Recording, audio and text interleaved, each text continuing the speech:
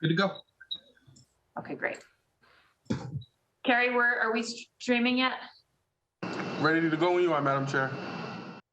Okay, excellent. I'm calling this hearing of the Boston City Council's Committee on Housing and Community Development to order. For the record, my name is Kenzie Bach. I'm the District 8 City Councilor and the Vice Chair of the Council's Committee on Housing and Community Development. I'm joined here today by my colleagues, Councilor Ricardo Arroyo, the sponsor of this docket, Councilor Julia Mejia, Councilor Ed Flynn, and Councilor Aaron Murphy. This public hearing is being recorded. It's being live streamed at boston.gov/city-council-tv and broadcast on Xfinity Channel 8, RCN Channel 82, and FiOS Channel 964. We will be taking public testimony at the end of the hearing. So if you want to testify via video conference, please email cora.montrond@boston.gov. That's cora.montrond@boston.gov. And Cora can sign you up and get you the link. When you're called, we ask you to please state your name and affiliation or residence and limit your comments to just 2 minutes so we can make sure that everybody's comments get heard. You can also send written testimony by emailing ccc.housing@boston.gov, ccc.housing@boston.gov. And if you're watching this after the fact, it's fine to send along written testimony. We hold the window open for a while after the hearing, and especially with one like this where it'll be placed on file. So feel free to weigh in that way. Today's hearing is on docket 0861, which is an order for a hearing to discuss predatory lending programs in the city of Boston. And we're going to have 3 panels today. We're going to start with a panel of residents, and I'll introduce the panels, I think, when they come on each occasion, just so that we don't have a sea of names. But we're going to hear first from residents, then from our city administration and advocates, and then from financial institutions. So looking forward to hearing all of those angles on the issue at hand. Obviously, one of great concern to us, and definitely sort of consumer protection and advocacy is one of the important roles of this council, and there's no more important or large investment from a family's budget perspective than housing. So I think I'm just going to quickly start off by giving the councilors here a chance to say anything they want to say at the start about the topic of the docket, beginning with the sponsor, and then we will go to that first panel. So kicking off with Councilor Ricardo Arroyo, and then it'll be Councilor Mejia, Flynn, and Murphy. Councilor Arroyo, you have the floor. Thank you, Madam Chair.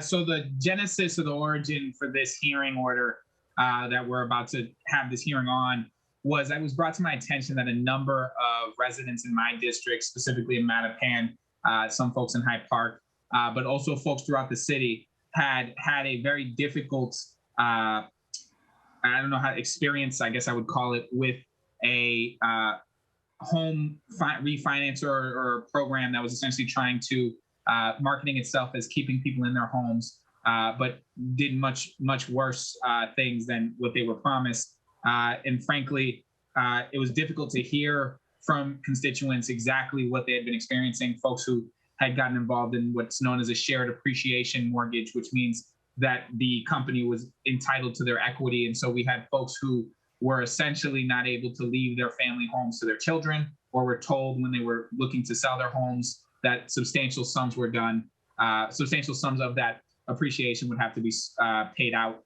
And so there were a number of different things there, but what I wanted to make sure this hearing was about wasn't just to highlight sort of when these things go wrong and in the ways in which they go wrong, but also to highlight the ones that go right, and how we make sure that as a city, we're promoting the right kinds of programs and also making space for the right kinds of programs that actually do this work in a way that adds value to our constituencies and to our communities, while also creating, as best we can from a city perspective, a framework for accountability for organizations that do not, while also providing consumer protection in the sense of making folks aware of what they should be looking for and what should be raising flags if they're trying to go through this kind of a process, without necessarily naming names of organizations that are not doing well or organizations that are doing well. I think we can set up, hopefully during this hearing, the actual things, the meat and potatoes of these agreements or these organizations, and what you should be looking for and what should be a problem. And then since we have the administration on here, the ways in which we can hold folks accountable for things that essentially amount to predatory lending or predatory practices. And so I look forward to hearing from everybody, and hopefully this will move some stuff. So thank you. Great, thank you, Councillor Arroyo. Councillor Mejia? Yes. Can you hear me? Yes? Yes. Thank you to the Vice Chair and to the sponsor, Councilor Arroyo, for holding this hearing. You know, I always talk about being the first person in my family to buy a house and get my mom out of Section 8. So this problem of predatory lending in the city of Boston is always, for me, personal and professional. The systems that are in place right now in the city that deny wealth building for communities of color are hard enough without the direct tactics being employed by lenders to make it harder for Black and Brown homeowners to follow through on their payments.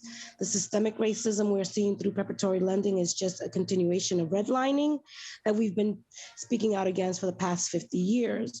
We all know what the problem is. It's just a matter of having the political will to do something about it.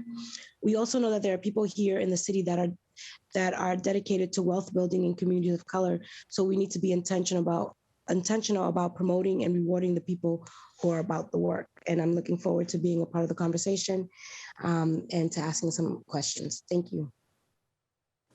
Thank you, Councillor Mejia. Councillor Flynn? Thank you, Councillor Bach, and thank you to the sponsors as well for this important discussion this afternoon. Thank you to the city administration officials that are here and the advocates as well. I agree with everything that was said by Councillor Mejia, Councillor Bach, and Councillor Arroyo. What I see is the exploitation of our seniors, exploiting our immigrant neighbors, exploiting people at their most difficult times in their life for a profit. And all these practices are outrageous, and obviously it's discrimination, but it's unethical and illegal.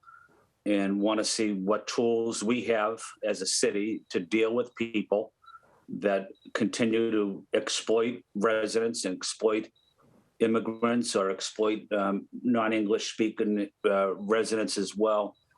And there really shouldn't be a place in the city of Boston for a business that practices these types of discrimination policies against the most vulnerable in our community. So I think this is a very important conversation. Looking forward to the testimony for the consumer advocates, from the public as well, and from city officials. Thank you, Councillor Buck. Thank you, Councillor Flynn. Councillor Murphy, and then it'll be Councillor Liz Braden. Councillor Murphy. Hi, thank you, Chair, Councillor Bach, for hosting this meeting. Not really any comments, just happy to be part of this conversation and agree with my colleagues, what they had said before me, that, you know, deceptive lending, predatory lending, there's no place for it here in the city. So looking forward to this conversation. Thank you. Thank you, Councillor Murphy. Councillor Braden. Thank you, Madam Chair. I don't really have much to add to my colleagues' statements. You know, this is a problem. I hope we will also look into, you know, the issue of reverse mortgages in this context, because we've had a few cases come through our office of rather disturbing circumstances, particularly with elderly residents in the neighbourhood. And so I'm looking forward to the conversation. Looking forward to the panel's presentation this afternoon, and hopefully we can address this problem. Thank you. Thank you so much, Councillor Braden.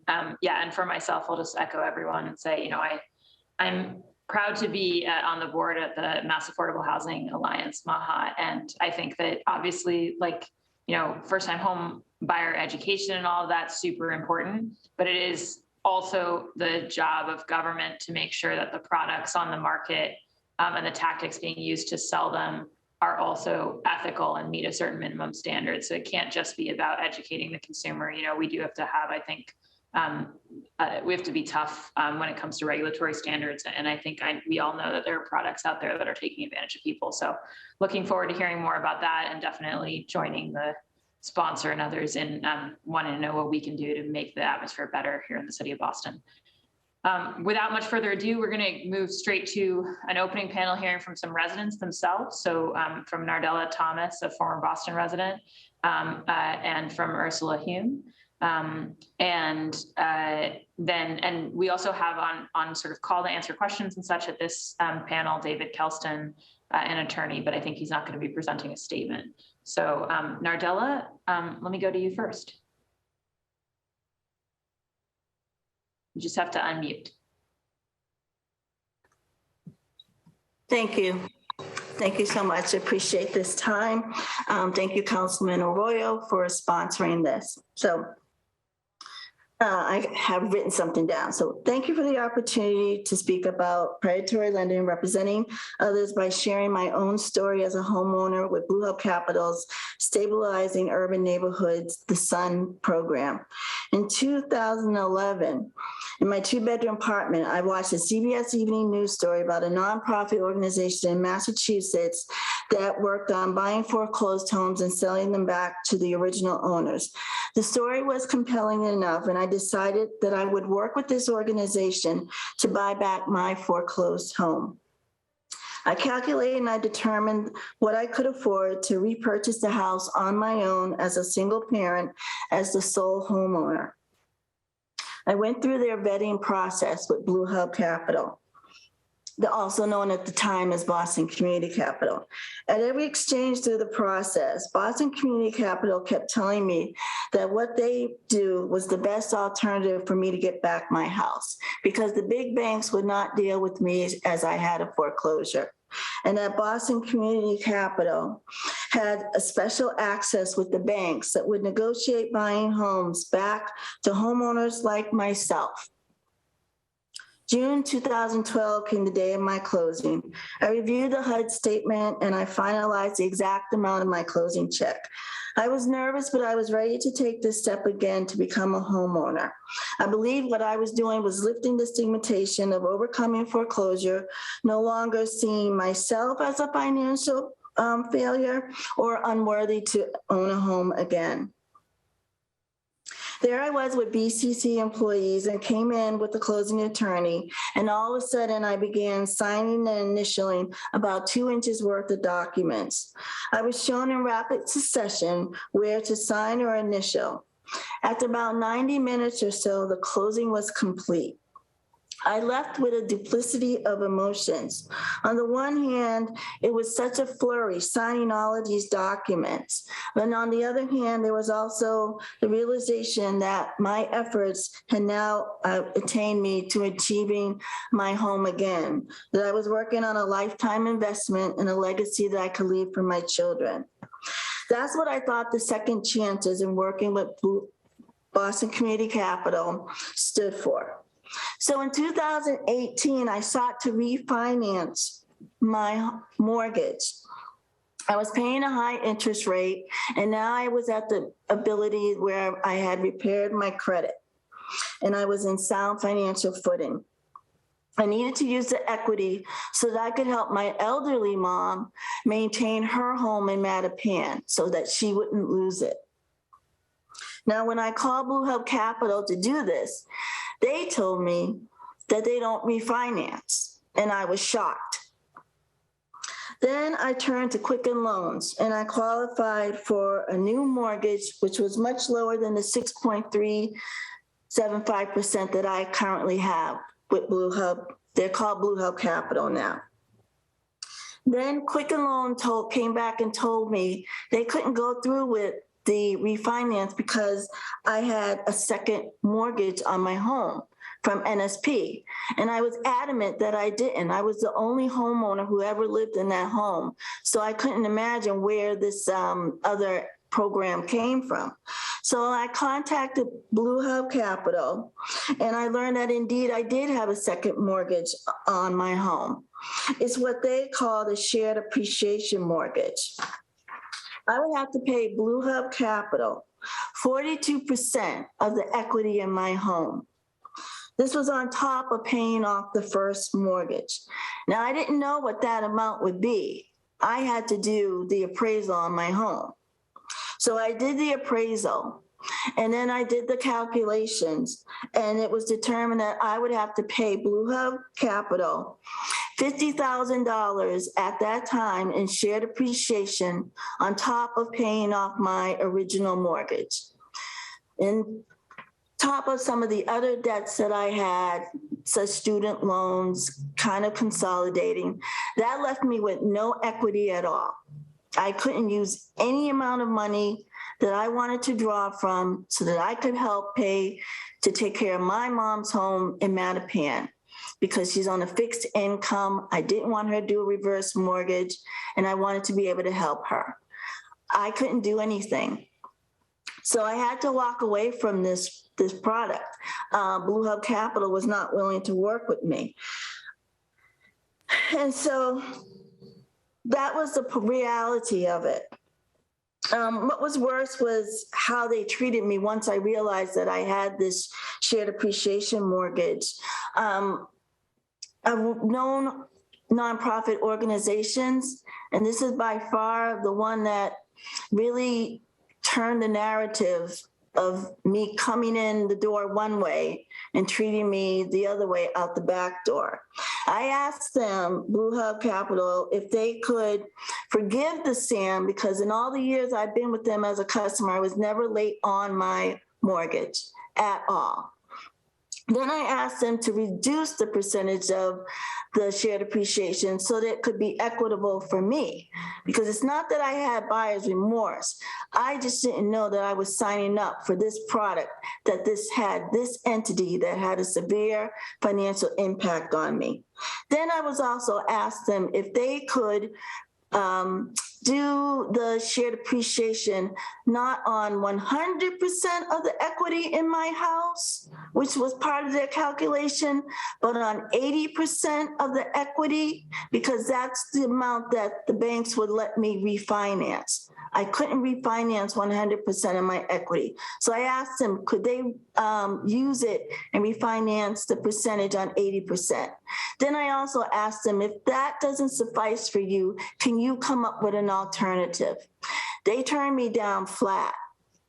I also asked WBZ Call for Action to see if they could step in.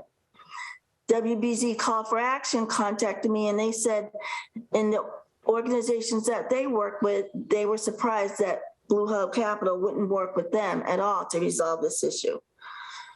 So here I am now. I am a homeowner with them for now, I think 10 going on 10 years. I had stable income.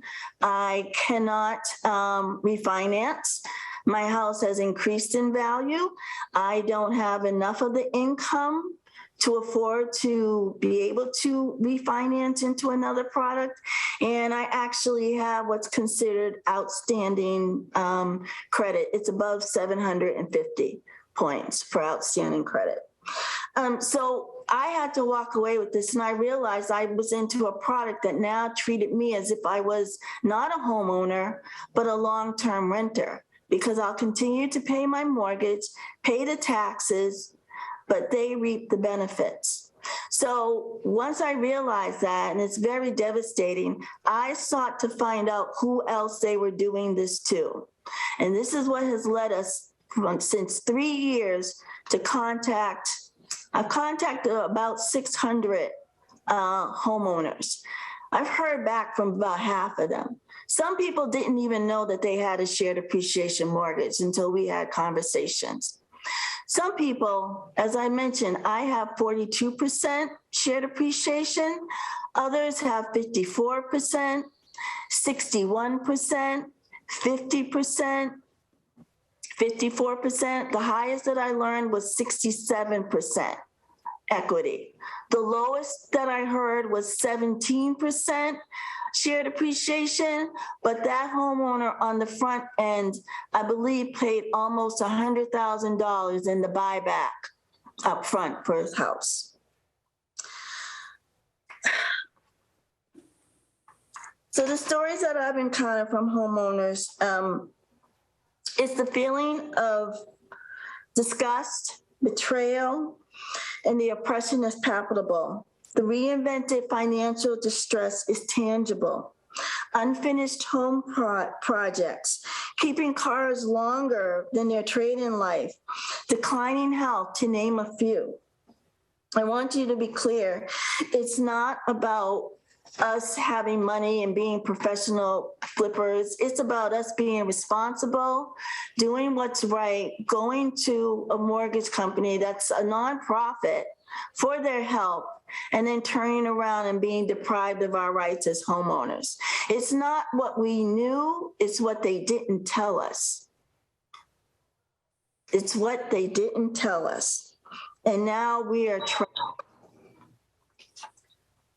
So in closing, no homeowner should see their legacies unrealized, deferred, nor leave loved ones with inherited debt. Not one of us should have our gratitude be remolded by Blue Hub Capital as a yoke of oppression and then be forced to be silent. So we're not going away. We know there is a public out there who is caring and compassionate, hears us. We know there are portions of the media and there are other uncompromised nonprofit organizations who hear us. We're seeking justice. We're asking to reclaim our rights as homeowners and to realize wealth equity can exist for low income and minority homeowners. It's unconscionable that a nonprofit of this caliber preying upon homeowners exists. Perhaps Blue Hub Capital has already hedged its bets. Perhaps they're betting on this body that the onus will once again be placed on the homeowner that's already held hostage. Maybe they're betting that this committee will not dare to imagine that deterrences can be placed on wealthy, powerful charities that continue to work in urban communities.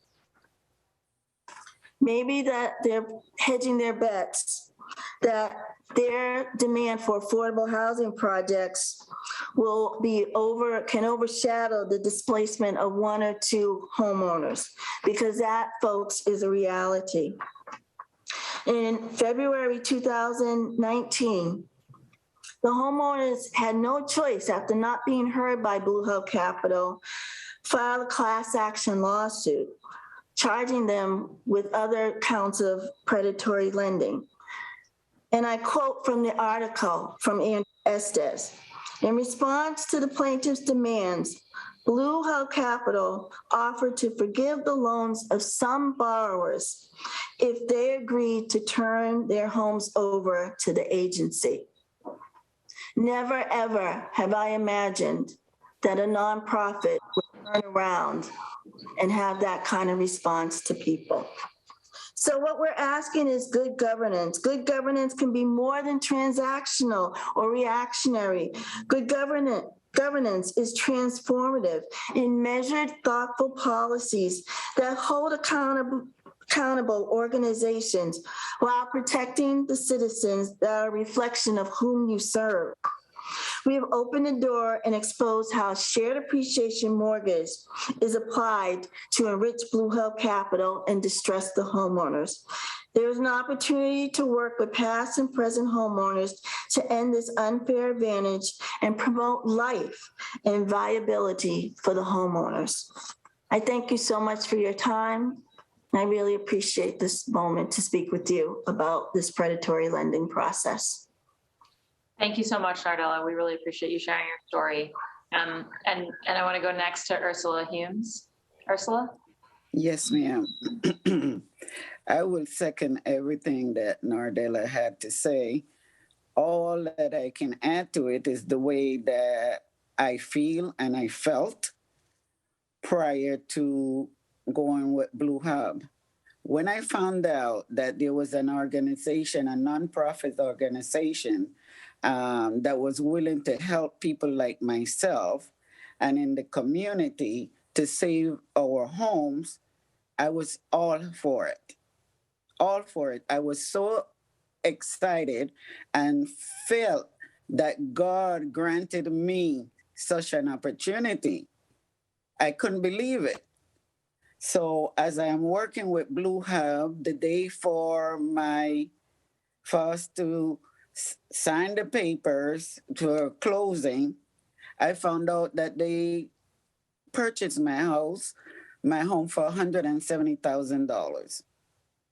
That was okay. And that they added $95,000 more for me to purchase it from them. I was all right with that because my thought was, well, they are going to continue to need to help other people in the community. So that's not bad. I have my home back. I can pay 95,000 more on top of what they paid because it will help somebody else. The day of the closing, so much was thrown at me. My head was spinning. I really couldn't read anything. I felt something was wrong. I just did not feel comfortable. I was nervous and I knew that maybe I was making a mistake because it didn't seem right. It didn't feel right to me, the closing, the way it was, we were having the closing. So I asked at the time if I could go home that day and think about it, just that day, and come back another day. They refused. They said if I didn't sign now, that there won't be no loan. So I found myself with no other choice, knowing that I had a son in college and he might be coming home to nothing. The house that he saw his mom worked so hard to have, and my daughter, which is in the military, which got promoted this week as a captain in the Army. And I'm so proud of them. There would be nothing left for them to come back to. I would have lost it all. So therefore, I signed. And I was informed that within a year, if I improve my credit, if I work hard, I will be able to refinance. I said, okay. So I did that. When I called back in order to refinance, they told me they don't refinance. They don't do that. So I didn't know what to do. So in June of 2019, I went to Santander Bank. I have very good credit now. They were able to refinance me at 3.99% when I am right now at 5.625%. I'll let you do the math on that. When everything was set and they sent the payment to Dover Mule, which they deal with Blue Hub, Dover Mule refused to accept the payment, will not refinance because they said that I had to pay Blue Hub 53% before they could accept the payment.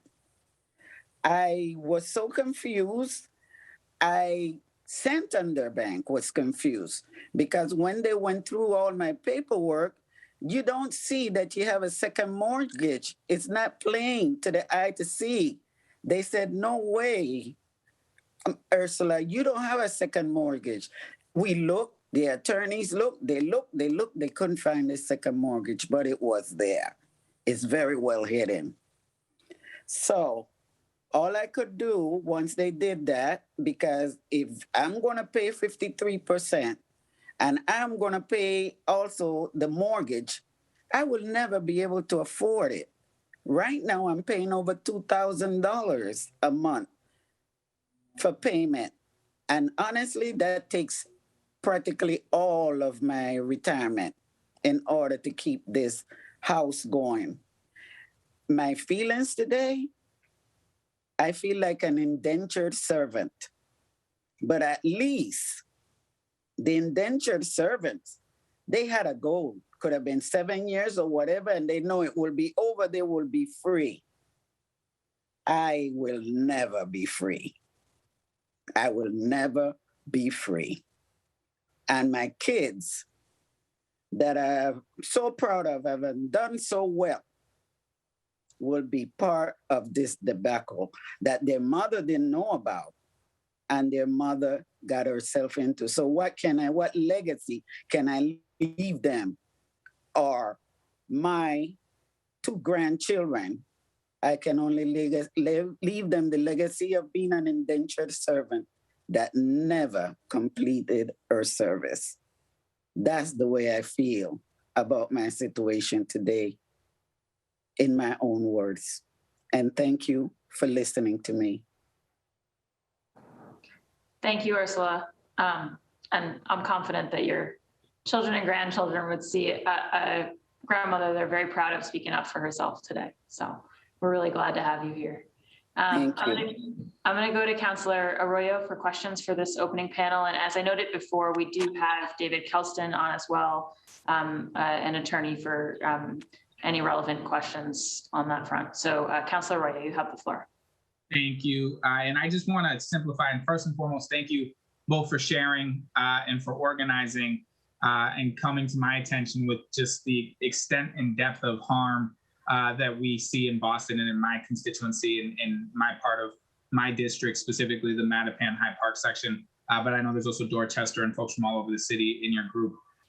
So my questions are more for folks that are paying attention to this. Obviously, this is heart-wrenching, but I think what I want to understand specifically, which I think I do based off of our conversations, is exactly how this process works. So you both were in foreclosure, correct? At the time that you met with this company?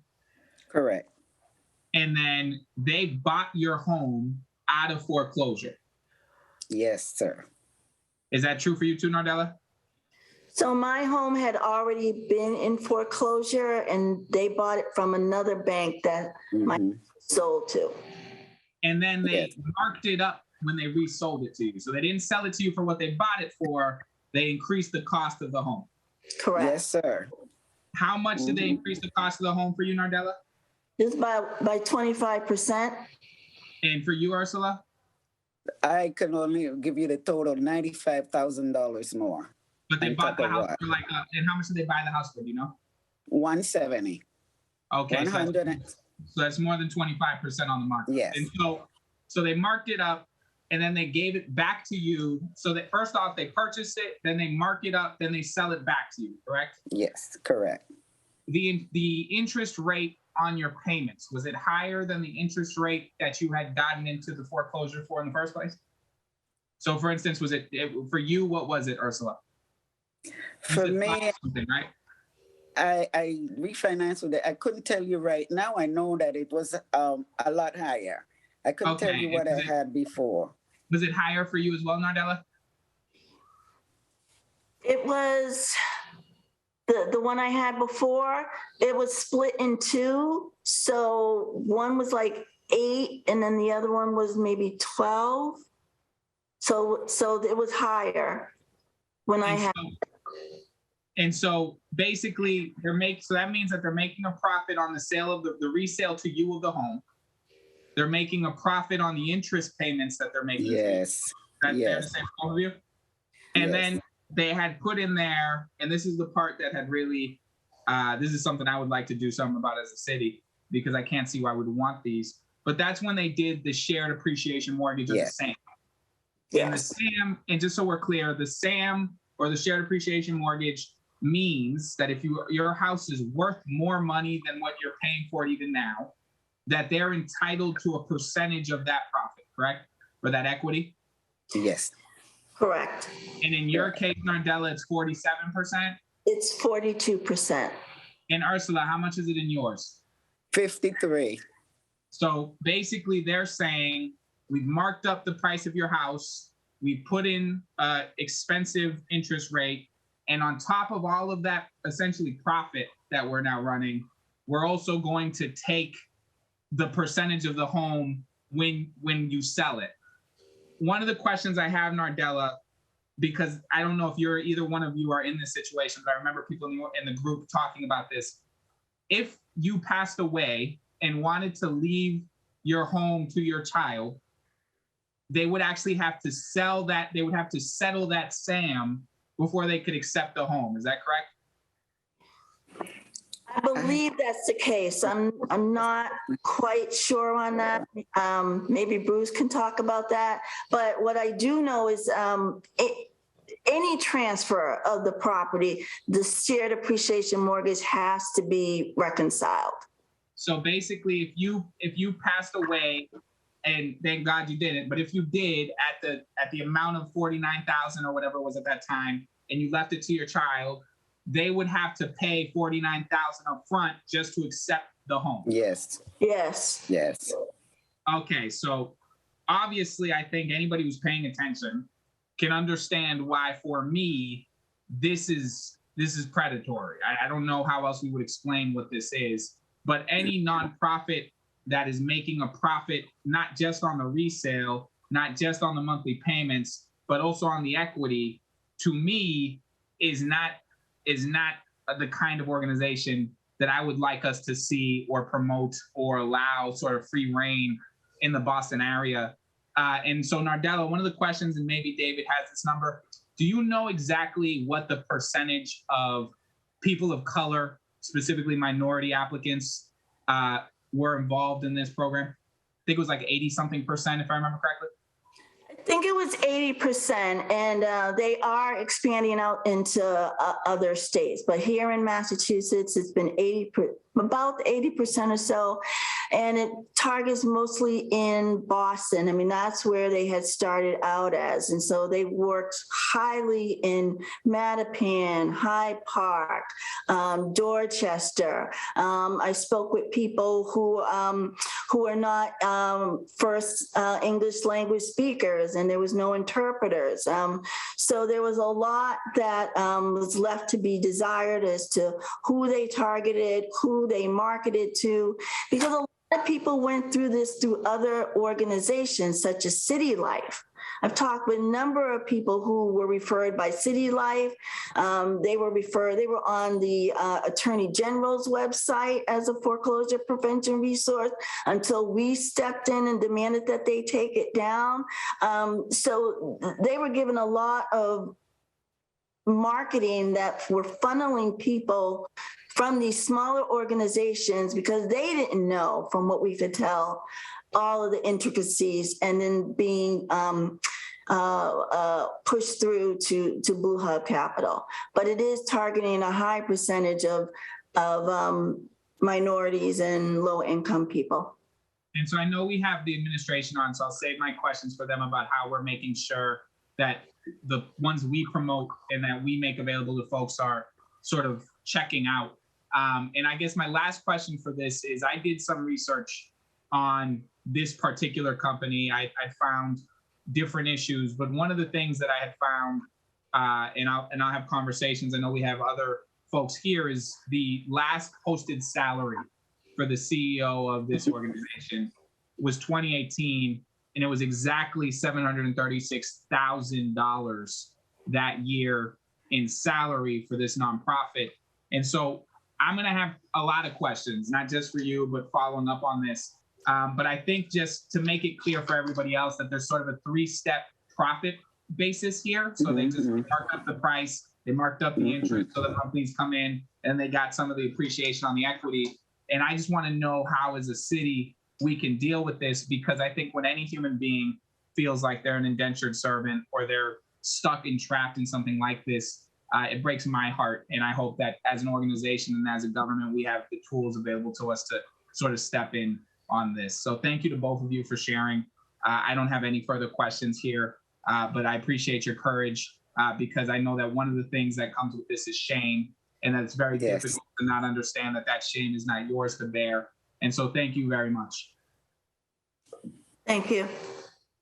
Thank you so much, Councillor Arroyo. I'm going to go through councillors now to give them a chance to ask a question or make a statement, but I will just note we really appreciate Nardella and Ursula for sharing their stories, and we will have an opportunity to ask the administration sort of about, that side of the thing. So if folks can make sure that your questions or comments are appropriate to this panel, and otherwise we'll hold them for the next panel. So I'll go first to Councillor Mejia. Thank you, Councilor Bach, and thank you to our two panelists. I share your pain, and I'm deeply sorry that this has happened to you both, and to others. So, Nardella, I just have a quick question. Did they share with you when you were signing all of those documents that they were going to put you into an appreciation mortgage and a shared appreciation mortgage? And then I'm also curious for either one of you, if you were allowed to have a lawyer in the room or to look at things over ahead of time. And then just lastly, I know that some folks, when they're doing things that are considered scams, they tell you that you shouldn't tell anyone, or, this is a violation of, their non-disclosure agreements, that, you're only going to be working with them. Was there any of that happening? So thank you for your question. I found out about the shared appreciation from the company that was going to refinance me. Mm-hmm. They were the ones that told me. And I was adamant that I didn't have a second mortgage. It is only until I went back to Blue Hub Capital is when they said, yes, you do have this mortgage. And that's when I had to go back through my papers, which are about, this thick, and then found something in there that didn't even look like it was a mortgage. Now, I've been a homeowner before, so I've seen the HUD disclosures, and the breakdown. There was nothing about the shared appreciation that had any numerical calculations or what this would actually mean in terms of dollars. Everything was written, so you could go right past it, not even know, because it was just language. And it just had this one thing, 42%. And so that's how I found out about it, through Quicken Loans. And then I think you were asking about having counsel. So prior to the closing, I was looking at the documents that they were giving me. I could only look at what they were giving me. And what they did was they heavily marketed how they were the only ones that would be available to help me. It was like the best course of action for me. So, when you ask them, do I need an attorney at the closing? Their response was, well, it's all very routine. Yeah. And having looked over the documents before, making sure I had the right figures, and that I didn't see any need that something was going to be presented to me, which I wasn't aware of. So it was the sleight of hand. It's the not knowing. It's the misrepresentation. And then when we actually, I think maybe the attorneys can speak to about the non-disclosure agreement, because I didn't realize I had signed that either. Mm-hmm. Thank you for that. And, I think, Ursula, do you want to answer too? And then I have one more follow-up question. I had the same experience. They told me that they had the attorney, that I didn't need to worry about that. And like Nardella, I wasn't worrying. I thought everything was going to be above board. So they used their attorney. I did not know about the share appreciation until Santander Bank years later, like I said, in 2019, approved me for a loan that was going to be very beneficial to me. And Dovermule Bank refused to accept the payment. And they could not understand it either, because they do not see that I have a share appreciation. But then it was found, and that way it canceled everything, because I could not, my payment, because my home the worth of my home has gone up so high, I will have to pay them hundreds of thousands of dollars, in the hundreds of thousands of dollars I will have to pay them, plus my mortgage. So I did not know till I was going to refinance with Santander Bank. Again, I'm so sorry that this has happened to you both. Also, and Nardella, you mentioned, and I think it's really important, that you mentioned some of the folks who are non-English speakers, and immigrants and people who are first-time home buyers, and how they walk into spaces believing that people have the best intentions. So I definitely do know that. I'm sure that there are countless other folks who have found themselves in this situation, but because they don't know how to speak English, or, or read or write in English, or understand the process, have fallen victim to this. So I think you raised a really good point there around some of the language barriers. But I don't have any more questions for the panelists. I do have questions for the administration, and looking forward to the next round. Thank you, Councilor Bach. Thank you so much, Councilor Mejia. Councilor Flynn? Yeah, thank you.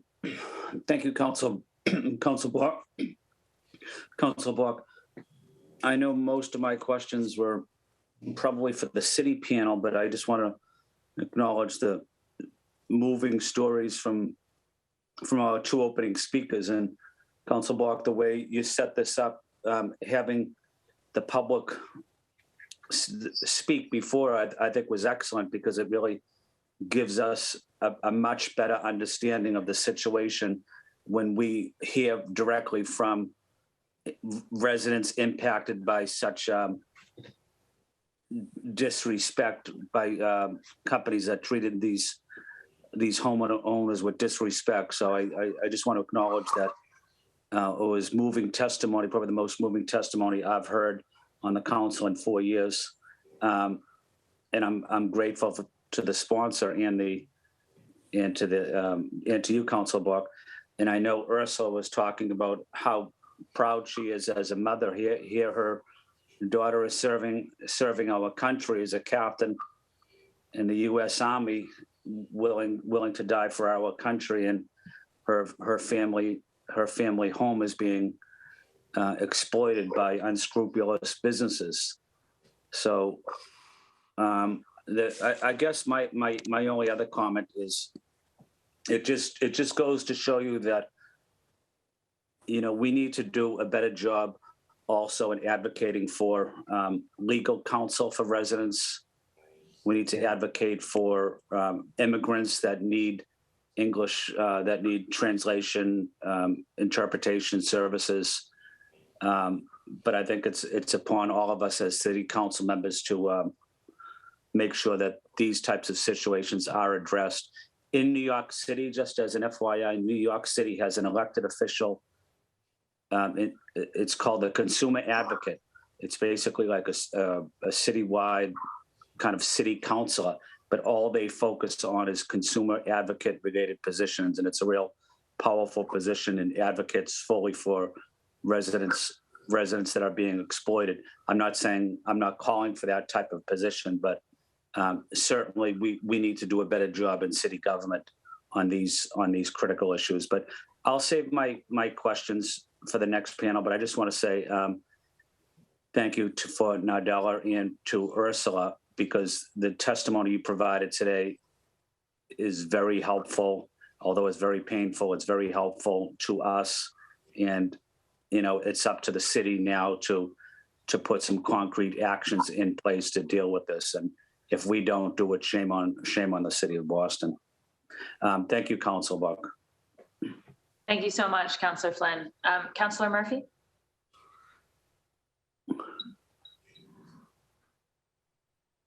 I have no questions or comments at this time. Thank you. Great. Thank you, Councillor Murphy. Councillor Braden? No, thank you, Madam Chair. I'd just like to thank our two, Ursula and Nardella, for their testimony. It actually, there's nothing, they say a picture paints 1,000 words. Their testimony really illustrates just how damaging and how dangerous these products are. It's very concerning to me that folks were discouraged from having a lawyer look over the paperwork to guide them and to advise them in a situation like this. So I do hope that we can find some remedies so that we can prevent this sort of thing happening in the future. And thank you both for your testimony. It's been very, very important. And I'm very sorry for the situation that you find yourself in. Thank you. Thank you, Madam Chair.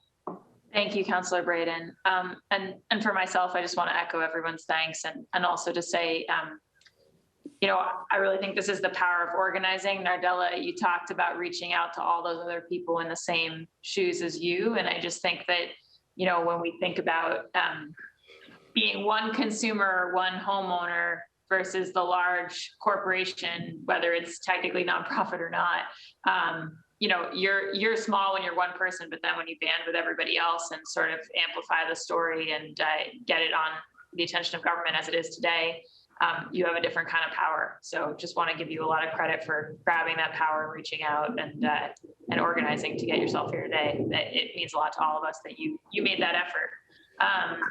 And yeah, and just I would say, I think, I mean, I would agree with what councilors have said about the need for, you know, much better representation in civil matters for folks, especially something like this where housing's at stake and so much of your livelihood's at stake. And then also, you know, echoing Councilor Arroyo, I think it's really unfortunate that in a moment, you know, of the foreclosure crisis where everybody was talking about how do we help the folks who are in these upside down mortgages and, oh, wouldn't that be a great thing to do, that got kind of twisted into a profit making opportunity. You know, I just think like it's a particularly, it's worse, right? Because that's supposedly the intention, almost than if it sort of started out as just explicitly a profit-making thing. I think it's just, yeah, it's really, really discouraging. So like others, I'm looking forward to hearing from the administration and talking about what we can do to police this kind of thing.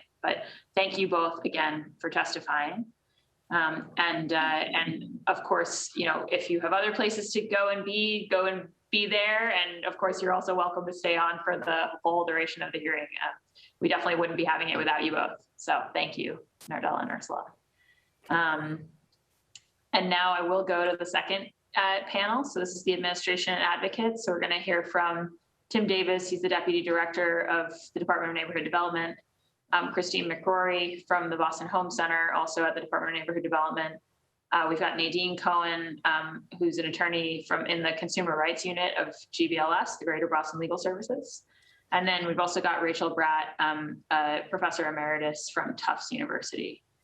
So I'm going to assume, because that's the order that I have, that we're going in that order. So I'll kick it to you first, Tim. Thank you for joining us today. Yes, thank you to Councilor Arroyo for sponsoring this hearing today. Thank you, Councilor Bach, for chairing, and thank you, Councilors Flynn, Mejia, Murphy, and Braden for your attendance and interest in this topic. And of course, I especially want to thank Ursula and Nardella for your testimony on how the SUN program has affected your life. I am Tim Davis, Deputy Director for Policy Development and Research for the Department of Neighborhood Development. Through its Boston Home Center, has been at the forefront of helping Boston residents purchase their first homes. And we also work to help Boston homeowners stay in their homes through a range of programs. As part of our efforts, we have taken steps to address predatory lending and foreclosures, from our nationally replicated Don't Borrow Trouble campaign that was launched 20 years ago to our emergency foreclosure prevention fund that was launched last month. Despite these efforts, Boston has not been immune to predatory lending and foreclosures. Boston, like cities across the country, experienced a wave of foreclosures as a result of predatory subprime lending in the mid-2000s, with foreclosures peaking with 1,215 in 2008 alone. Today, despite the fact that there were only 40 total foreclosures in 2019, of which 15 were owner occupants, and 32 foreclosures in 2020, of which only 8 were owner occupants, we take the position that any foreclosure of an owner occupied home is a loss to that family and to that community, and also any programs that strip homeowners of their wealth. In that respect, we are happy to be here today to hear from nonprofits and homeowners on the current state of predatory lending so that we can strengthen our efforts to protect homeowners. To discuss the specifics of our current programming, I'll turn the meeting over to Christine McCrory, Acting Assistant Director of the Boston Home Center. Good afternoon. Thank you for the opportunity to talk about the programs the Boston Home Center has to help Bostonians to become purchase their home, maintain their home, and repair their homes. The linchpin of D&D's mission is to build and maintain strong neighborhoods as our foreclosure and education counseling services and the first-time home ownership programs provided by D&D's Boston Home Center. With over 27 years of experience with education and counseling, the Boston Home Center seeks to strengthen Boston neighborhoods through homebuyer education, seminars, and counseling so first-time homebuyers understand the home buying process and have access to sound, affordable, and sustainable mortgage products. The foundation of successful long-term home ownership. The Boston Home Center also offers programs and services to help Boston homeowners retain and maintain their homes. The Boston Home Center provides foreclosure prevention and home preservation services for those struggling with housing payments and home repair programs to help homeowners keep up their homes.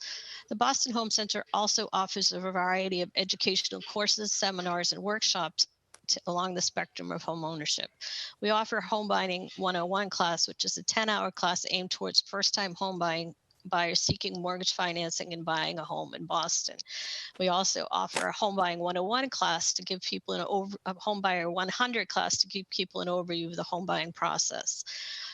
For homeowners, we sponsor post-home ownership courses that cover maintenance, budgeting, repair, and landlord responsibilities.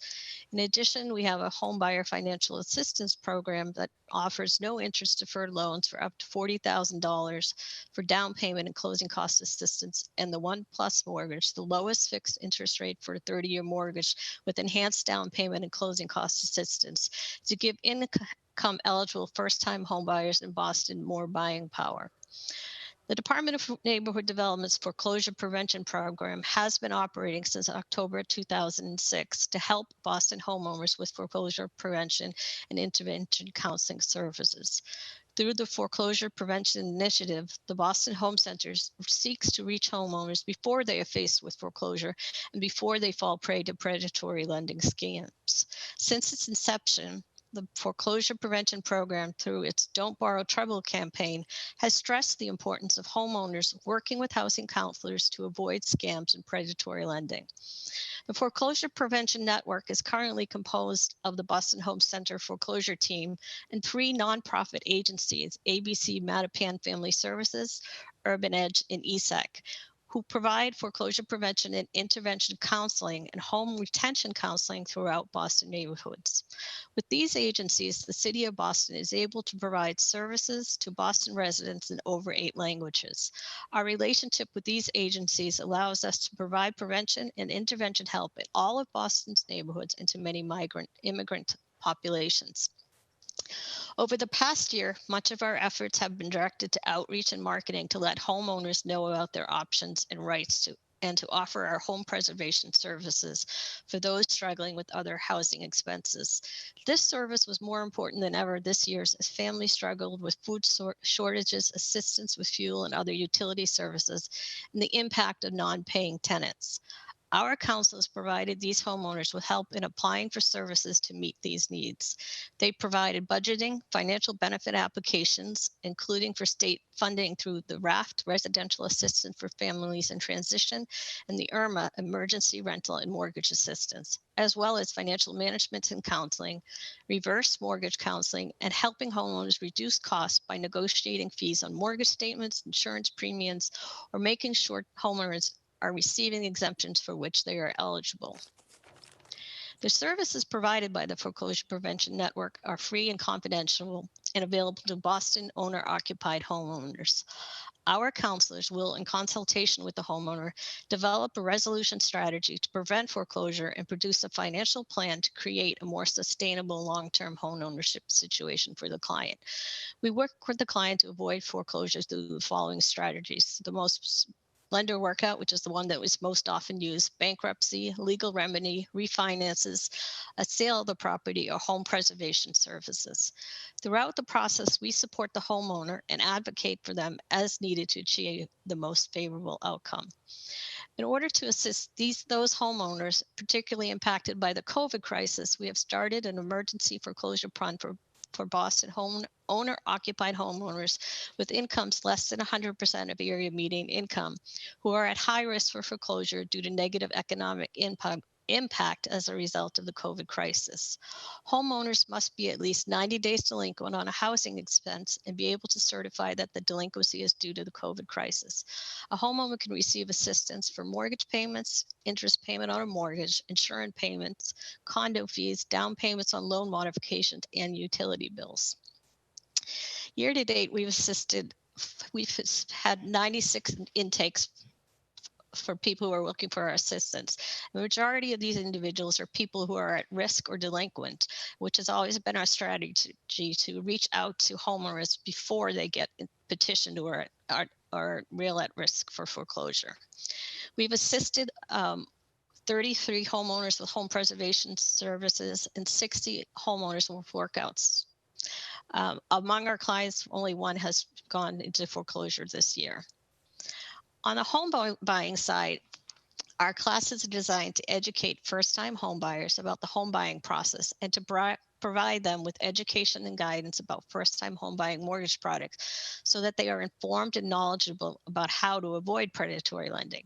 Our down payment and closing cost assistance programs and our participating lenders work with first-time home buyers to get them into affordable and sustainable mortgage products designed for first-time home buyers, like the MHP 1 and 1 Plus, as well as mass housing loans. The mission of the Boston Home Center is to help Bostons become and remain successful homeowners. Thank you.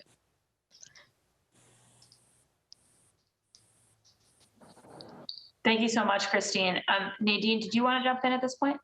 I'd love to. Thank you so much, Chair Bach and Councillor Arroyo and all the other councillors who are here today for this opportunity to really speak on such an important issue. And I just also want to call out to Nardella and Ursula and thank you for both your eloquence and your courage to come and speak out. So my name is Nadine Cohen. I'm the managing attorney of the Consumer Rights Unit at Greater Boston Legal Services.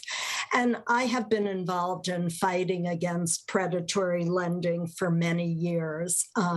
My purpose today in testifying is to give a little overview of some of the predatory lending issues low-income homeowners in Boston, particularly homeowners of color, are facing. I think, as we all know, because of the long history of segregation, redlining, displacement, and other discriminatory practices, accumulating wealth through home ownership is harder for many families of color. For many years, people of color in Boston and really throughout the United States were denied mortgages by the mainstream banks. And the banks intentionally redlined Black and Latinx neighborhoods, refusing to make mortgage loans. And then these exploitive and unscrupulous lenders came in and engaged in what many of us like to call reverse redlining, giving people these subprime predatory loans that they really couldn't afford. And these loans were, as we know, securitized by Wall Street, and Wall Street profited while many of the low-income homeowners were left in really financial ruin. Many people lost their homes to foreclosure as a result of these predatory lending practices. And the 2008 foreclosure crisis really saw the stripping of wealth from homeowners of color. And I think the effects of the 2008 foreclosure crisis are still being felt today. And we see that in the testimony we heard from Nardella and Ursula. One issue that we see in addition is the increase of foreclosures on second mortgages. People were often given two mortgage loans called 80-20 mortgages. Many borrowers modified their first loans and thought their second loans were discharged. They never got mortgage statements. They were never asked to pay on their second mortgages. And many of these second mortgages were sold to unscrupulous companies that bought them for pennies on the dollar and are now trying to foreclose on them. So homeowners who are current on their first mortgages can lose their home as a result of a foreclosure on what we call zombie second mortgages. And we call them zombie second mortgages because they've really arisen from the dead. People thought they were gone, and now they're coming back to cause them to lose their homes. So I would argue this is an issue that the city needs to address. And it needs to be addressed in combination with some of the local banks as well as the national big banks. And there should be some way to develop programs that help homeowners of color find ways to preserve their homes by assisting in refinancing these second mortgages. Similarly, I think the city and local banks and big banks should come together and develop a program to help borrowers like Nardella and Ursula who have these Blue Hub shared appreciation mortgages and help them refinance these mortgages into more affordable loans. In many cases, I think Blue Hub was the only way borrowers could avoid foreclosure in those days. But in this era of really low interest rates, borrowers should be able to have the opportunity to reduce their mortgage payments. However, I know even in cases where Blue Hub has agreed to subordinate those shared appreciation mortgages, many lenders will not agree to refinance the mortgages because then everyone's debt to income ratios are too high. So I think the city really has an obligation to work with banks to develop a special program that would allow borrowers to get out from under both the shared appreciation mortgages and also these zombie second mortgages. And I just want to note, and I think Christine spoke to this, that the city does have an emergency foreclosure prevention fund of, I believe, $5 million.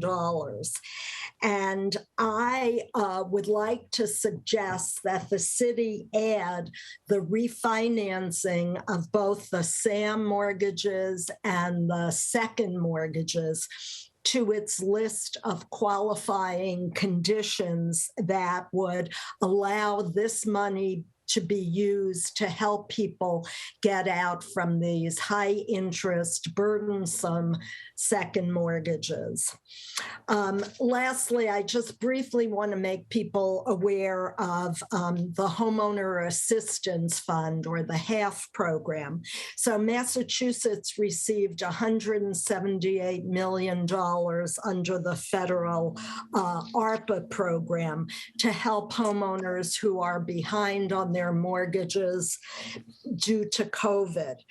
And the program is being administered by Mass Housing, the Mass Housing Partnership, in conjunction with housing counseling agencies. And money can be used to pay mortgage arrears, property taxes, utilities, insurance, homeowners insurance, condo fees, or liens.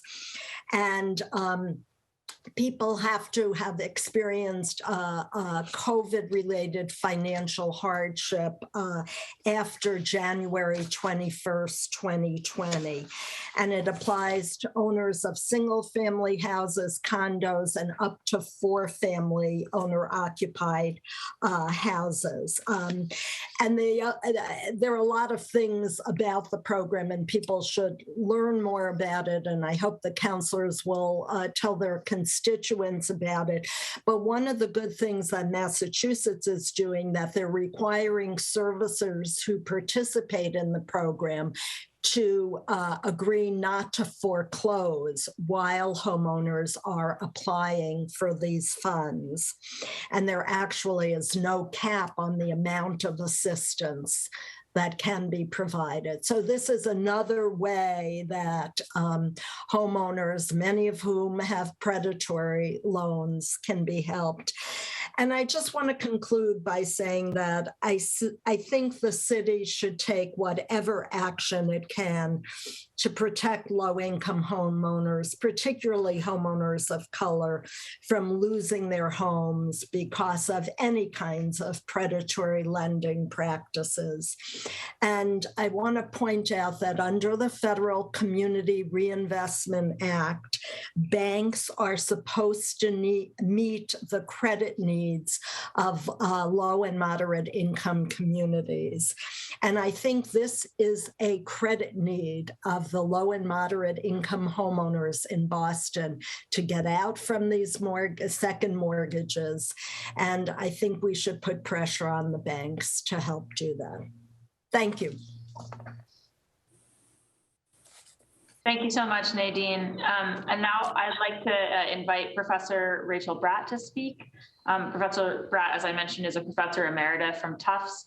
She used to be the chair of the Department of Urban and Environmental Policy and Planning there, and is an expert in FHA and HUD and end stage foreclosures and mortgages. So she's a perfect person to have here on the panel, providing that kind of broader scope and perspective. So Professor Bratt, you have the floor.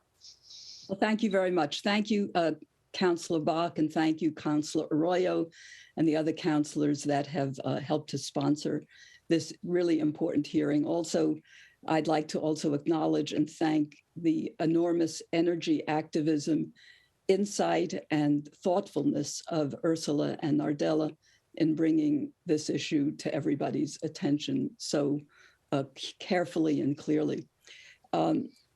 I really appreciate the opportunity to talk to you today. And Councillor Bach just gave a very quick overview of my work. For decades, I've had an interest in homeownership issues, homeownership policies that provide opportunities to lower income people to provide, and particularly communities of color. The latter, as we know, have been the subject of institutional racism, including discrimination by private lenders and government programs. And as Councillor Bach said, I was at Tufts University for a total of, 38 years and retired a few years ago. In 2020, I completed a series of research papers concerning HUD and FHA policies related to mortgage foreclosure. That work was sponsored by the Federal Reserve Bank of Boston and the Joint Center for Housing Studies of Harvard University.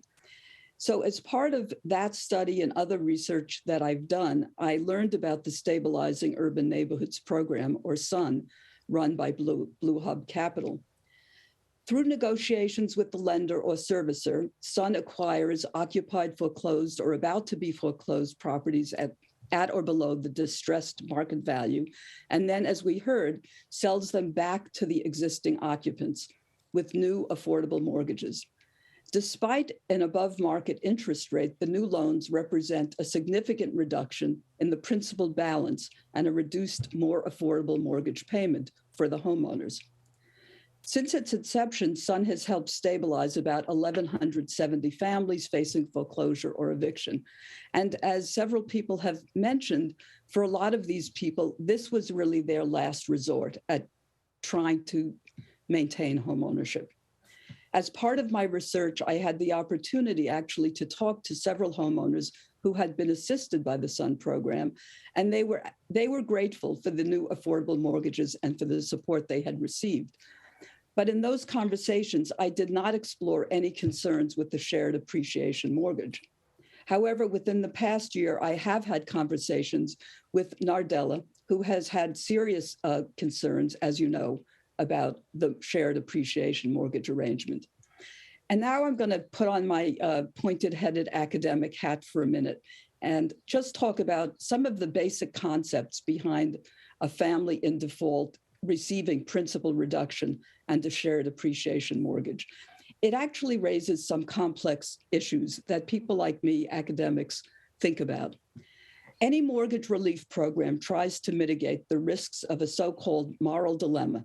The concern is that some individuals may choose to go into default, even if they are not facing financial problems, just so they can reap the benefits of the program. The challenge is for any program like this is to guard against this kind of abuse while still trying to assist those homeowners who truly need relief and are genuinely at risk of losing their homes. Another conceptual observation is that the shared appreciation mortgage relies on the speculative nature of housing, something that I have argued is a problematic aspect of how housing is viewed in this country, as a commodity as opposed to the necessity that it is. The more that people expect and receive profits from the sale of their homes, the less affordable the home becomes to subsequent purchasers. And since incomes have increased at a much slower rate than house prices, the affordability gap continues to grow over time. However, placing any kind of appreciation limits on what an individual homeowner can receive from her property limits the overall wealth accumulation opportunities for that household and contributes to the enormous wealth disparity between white and non-white households. Historically, a primary concern of homeownership programs was to retain the affordability of the unit for subsequent households. Now, however, newer initiatives are explicitly aimed at using the programs as a vehicle to build individual wealth as much as possible. Thus, the trade-off between long-term affordability of the unit or the use of accrued assets to be invested in other community housing is currently assuming a lower priority than providing opportunities for households to reap possible gains on the value of the property. So again, there are several programs now that are coming on board that really are giving capital accumulation opportunities to new homeowners or to existing homeowners, whereas in the past, there were deed restrictions and caps on what a homeownership individual could get through a homeownership program. I think at least in part, the current issues with the SUN program reflect this continuing dilemma. So returning to the specifics of the SUN program, I want to offer two observations. First, I believe that the way in which SUN communicates the information about the shared appreciation aspects of its mortgage is highly problematic. And second, SUN could, I believe, create a shared appreciation instrument that would be simpler, more straightforward, and that would feel fairer to homeowners by providing a greater share of equity appreciation.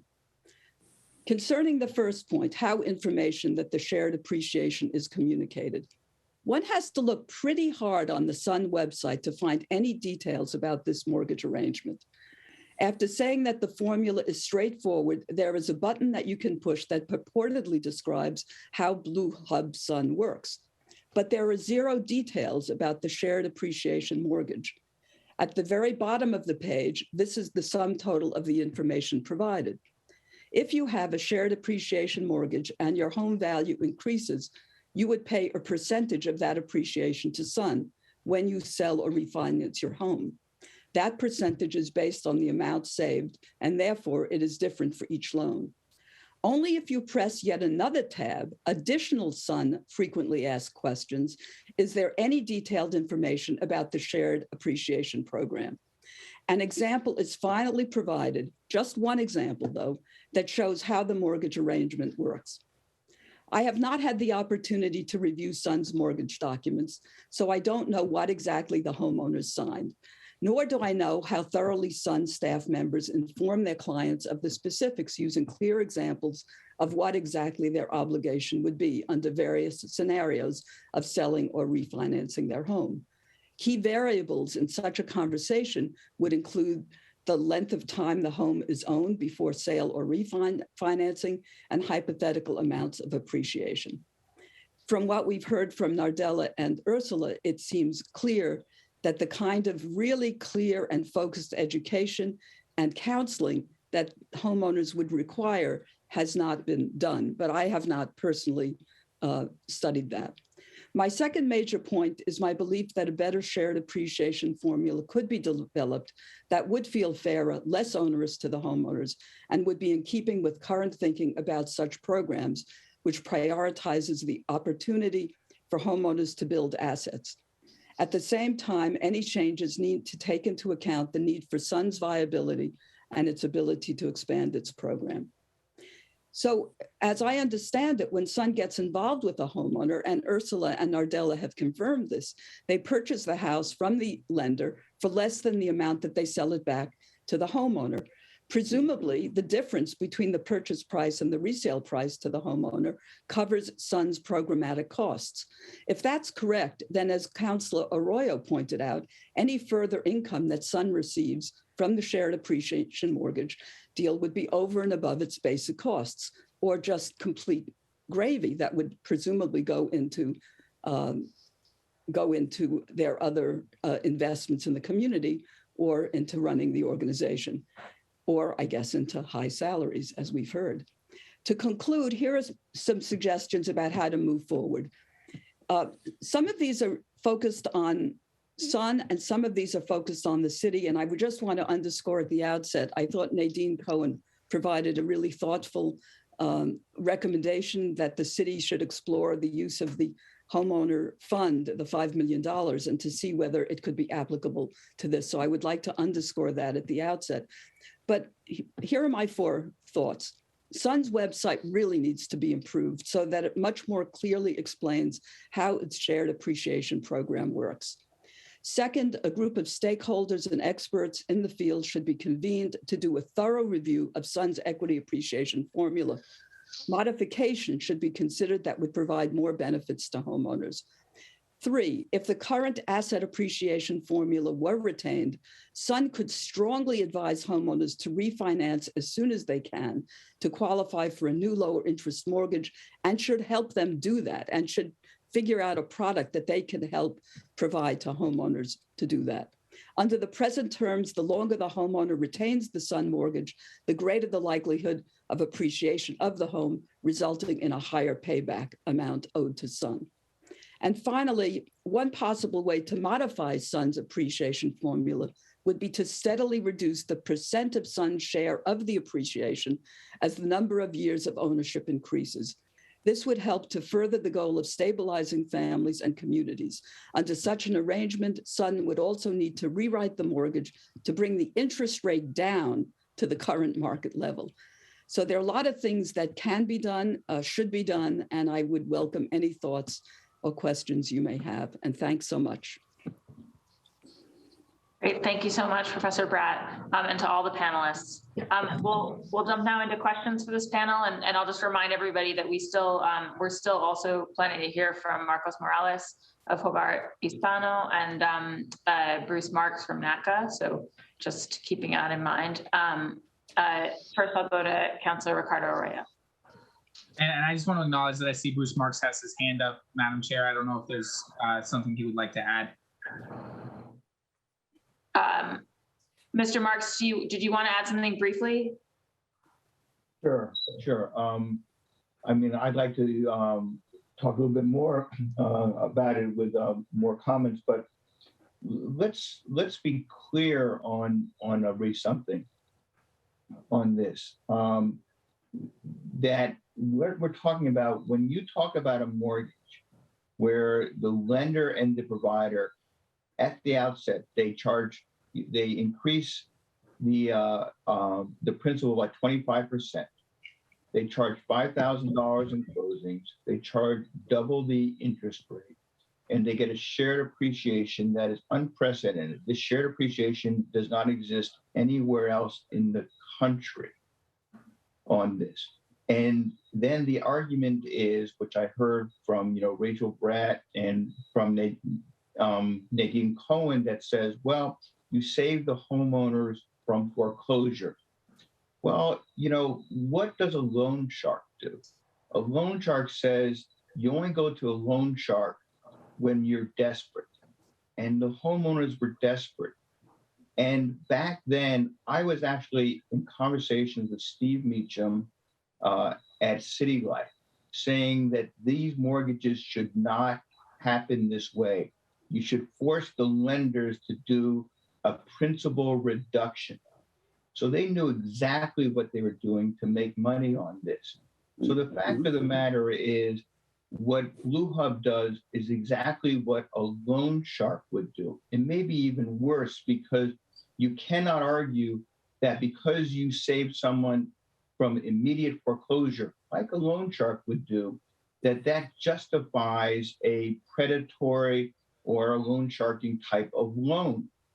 And the fact of the matter is, to say that the government should bail them out when they're making money hand over fist, and what Councilor Arroyo so articulately stated in his analysis was that, and their CEO is making over $800,000. Well, the government shouldn't bail them out. This is loan sharking at its worst, and we should call it for what it is. So, I think that's important to state here. And the fact of the matter is, I just want to add one more thing to it. Yes, there's a benefit. Shared appreciation does work in the sense of when the government, like the city of Boston, says to a home buyer or homeowner, we're going to provide you with government assistance. But if you sell or you flip that property soon, then we want to get paid back. That makes sense. But the fact of the matter is, it's always for the net benefit. It never exceeds the net benefit provided by the government.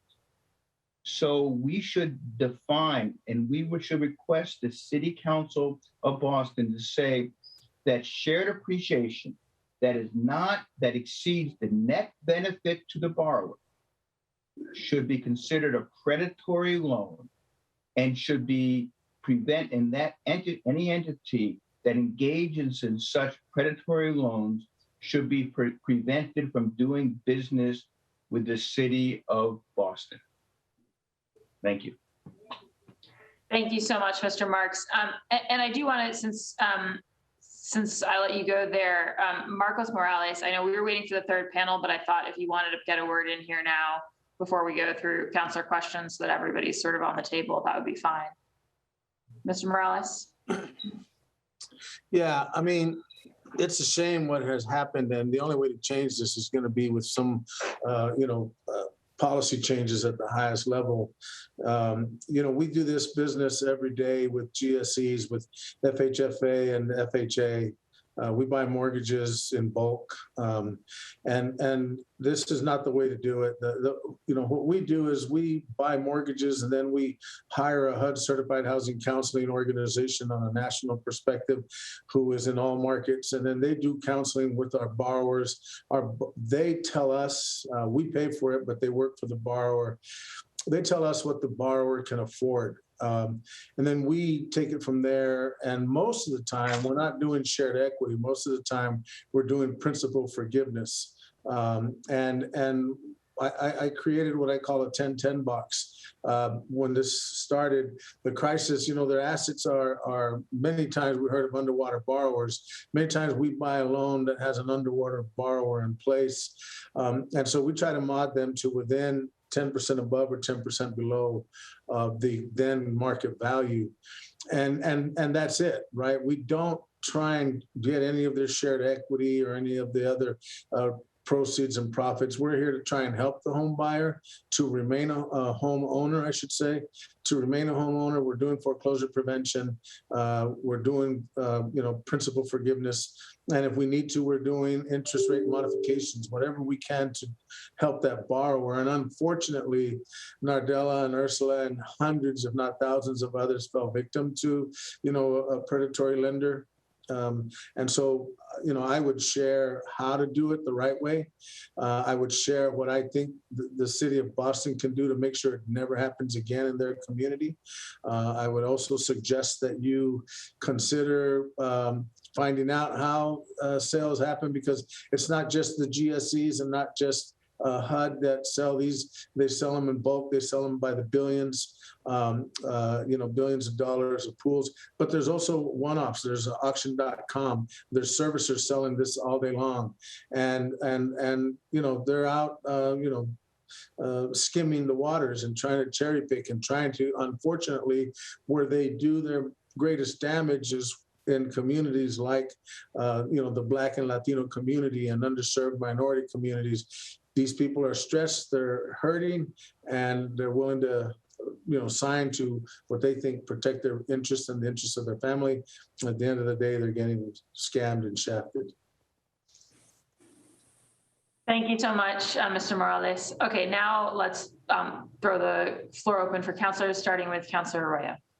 Thank you, Madam Chair. And I just want to thank everybody for sort of understanding the assignment here, which is basically, this got brought to my attention by Representative Russell Holmes, who had contact with Nardella Thomas and this organization, and had been frustrated with its inability to move at a state level. And I said, well, hand that over here and I'll take this to the city and we'll figure out what we could do at this level. Because frankly, it has to start somewhere. And so if there's ways in which we can do this on the city level while also advocating at a state level, that's the goal. I think what has been very clear to me since my first meeting with Nardella and with these folks is that there's some gaps, some major tractor trailer size gaps in how this works. If you can essentially do what in about 3 minutes can come off as an incredibly predatory program, something where you're buying a home at increased value, then increasing the amount that you pay on the monthlies, and then also getting some of that equity at the end for profit with a non-for-profit company where that non-for-profit head is getting paid nearly $1 million.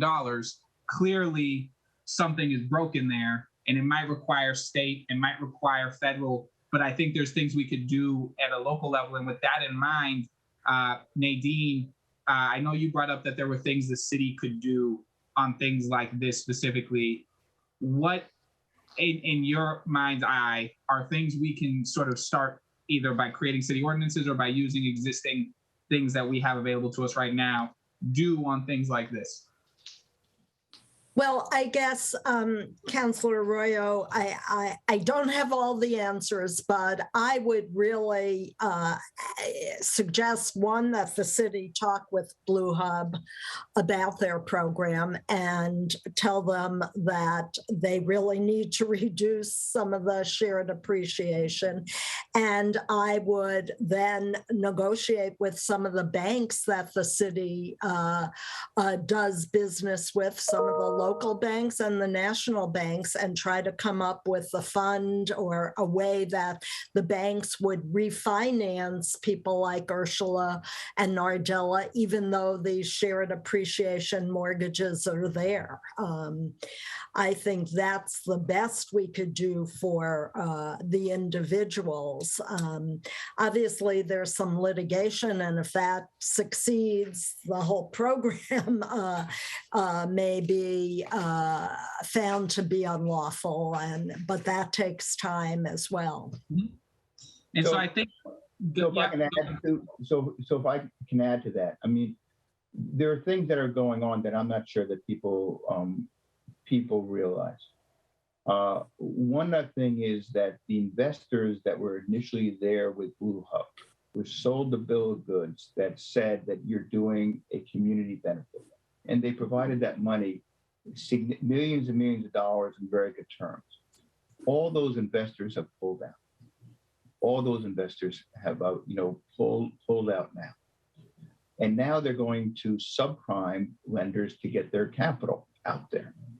So, let's please not try to do these workarounds to say this, you cannot find any place, because we've done the research. Any place where this shared appreciation mortgage is to this extent, where it's just based on the market value, not on the benefits that someone has done. Mm-hmm.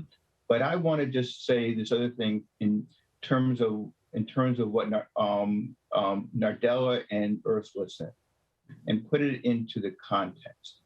So NACA was, we've been fighting predatory lending for over 36 years. We actually coined the term predatory lending in the second mortgage campaign in Dorchester. And so we've known of this issue. But the fact of the matter is, when we worked with the Boston Globe to do a story with Andre Estes over 7 years ago, during the first the first governor's race. And that became a big issue back then, if you remember on that piece, because it was Elise Sherry who worked with Barbara Anthony, who was, as her chair, and that she was pushing this mortgage back then, and with Fannie Mae, who eventually refused to even do it.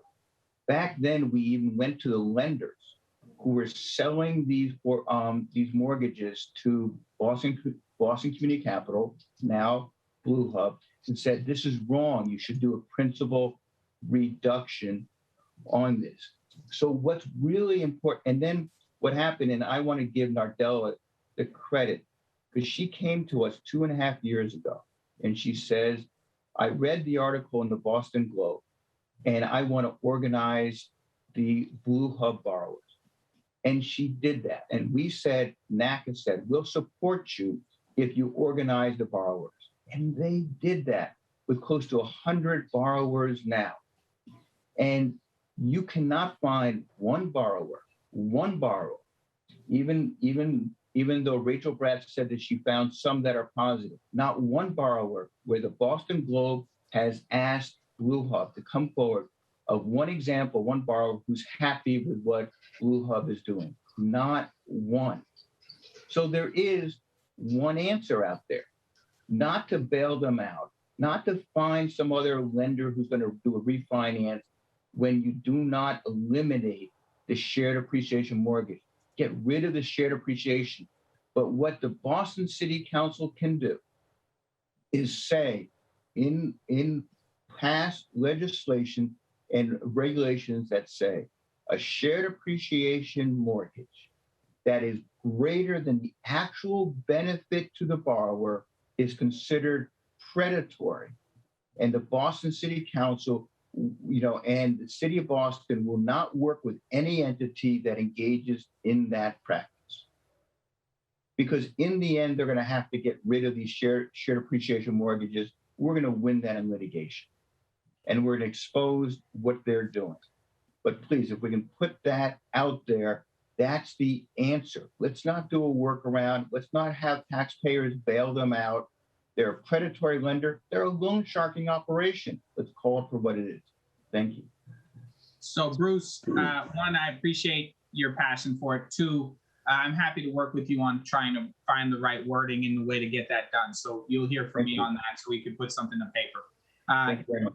In terms of just keeping it so other folks have their time for questions, Tim, D&D, what are things like when we're dealing with community advocates? I think the thing that was so difficult for me was having a bunch of adults in tears about sort of this programming that they weren't, and trying to figure out what the city could do to actually come in on this and sort of give assistance to folks who had already been sort of taken in by a program that was sort of abusing them in different ways.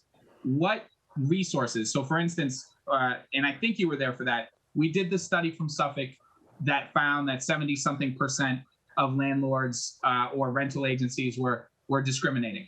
And we had done sort of or we're currently working on sort of a sting operation on that to get our own city statistics on that. Do we have anything similar when it comes to these kinds of lending programs where the city sort of monitors it or plays a role in sort of figuring out whether or not the terms and the ways in which they conduct business are predatory by creating sort of dummy accounts or dummy sort of investigators, the same way we would be able to do with a rental? Obviously, the scale of difficulty is harder, but is it something we could theoretically accomplish? Yes, I am familiar with the Suffolk University study, which is around rentals. I would, this idea is a new one for me, so I have to kind of process it to think about it. I know that in the earliest days of the subprime crisis, I was in a much more junior role here at D&D, as a research analyst, and we were looking at actual loan documents and pulling them out and looking at them and seeing what those terms and conditions are. So I think that there is some room for maybe it's as simple as, you know, a summer internship with some graduate students could help us to work through studying some of these documents and some of these mortgages and see if we're seeing similar patterns that we saw back in that era, or if some of those patterns are continuing. So I think that's the kind of research work we could do to kind of look at some of those in terms of the kind of investigative tools that Suffolk University do. We haven't done that before. It's an interesting idea that we could follow up on in that one. Yeah. Yep. And so I appreciate that. I know it's a new idea. It's just one that, as I was working through this, I figured if we could do something to deal with that, we could probably do something to deal with this, hopefully. And then finally, just on this last question so that other counselors can ask their questions, do we have a relationship with the Attorney General's office for things like this, where the city can act sort of as, say, hey, look, we're bundling a number of these things and using the force of the city to say, this seems predatory, are you investigating this? Rather than having our homeowners have to go individually to the AG's office, do we have some mechanism for sort of, Nardella's done the hard work here, organizing folks, saying, you know, in the future and with this, here's a group of folks that the city has looked into this. We believe this is a problem. We believe this is credible. And we're using the force of our position as the city to call on the AG's office, rather than making it so that individual residents have to do that, especially residents who are often pushed to the side or don't have the resources to do so. Do we have any mechanism at the city to do that? I think in the past, we have had sort of a relationship with them as in the middle of the crisis, the foreclosure crisis, but I'm not sure. We do have relationships with them, but not to that extent right now. But it is something we could probably look into as well.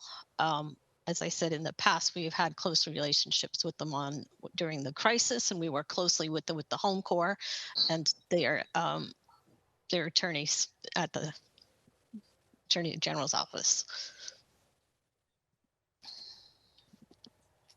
Thank you. So it sounds like something we could possibly develop or has existed in the past, but doesn't currently exist right now, necessarily to the extent that it's important. Thank you. Thank you, Madam Chair. Great. Thank you, Councilor Arroyo. And Nadine, I think your folks at GBLS periodically work with the consumer protection piece of the Attorney General's office, right?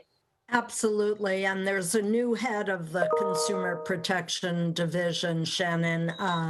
I just blanked on her last name, but she's very good. And I think this is, you know, an issue that should be brought to their attention. I can't believe they haven't heard it before, but I would definitely put pressure on them. Great. Thank you so much, Nadine. Next up, Councilor Mejia. And then it'll be Councilor Murphy. Councilor Mejia. Thank you. I just wanted to let Councilor Arroyo to sign me up when it's time to move forward with any action. I do believe that Bruce, the comments that we got from the folks at NACA are really in line, and I think a real call to action in terms of what we can do in this moment. So Councilor Arroyo, just letting you know I'm raising my hand up for bringing me on board for that. But more specifically, I'm curious, Nadine, if you could just talk to us a little bit about what levers can the city pull specifically to ensure that these so-called zombie second mortgages are not coming back to haunt people. And then I'm curious, what pathways do we have as a city to curb shared appreciation mortgages? I mean, I think it's great that the city has programming to help people address people experiencing the impacts of predatory lending, but we need policies in place that protect all people from these practices. So I'm just curious what that looks like for you all. And I also just want to point out about Blue Hill Capital, their whole entire website is filled with jargon and nonsense. That to anyone who doesn't know or has a background in housing looks very professional, and I'm sure people will believe it. So are we monitoring any of these frequent scammers or putting their names on any sort of dashboard or community messaging so that people know to be on the lookout? And then the last question, Nadine, you know, I just kind of wanted to just acknowledge all of your work and all of the advocates that have been here, you guys have given us our marching orders. And so I'm hoping that we can collaborate as a council to make all of these things happen. So just if you could just answer those questions, that would be great. And I just wanted to just show my support again for this work.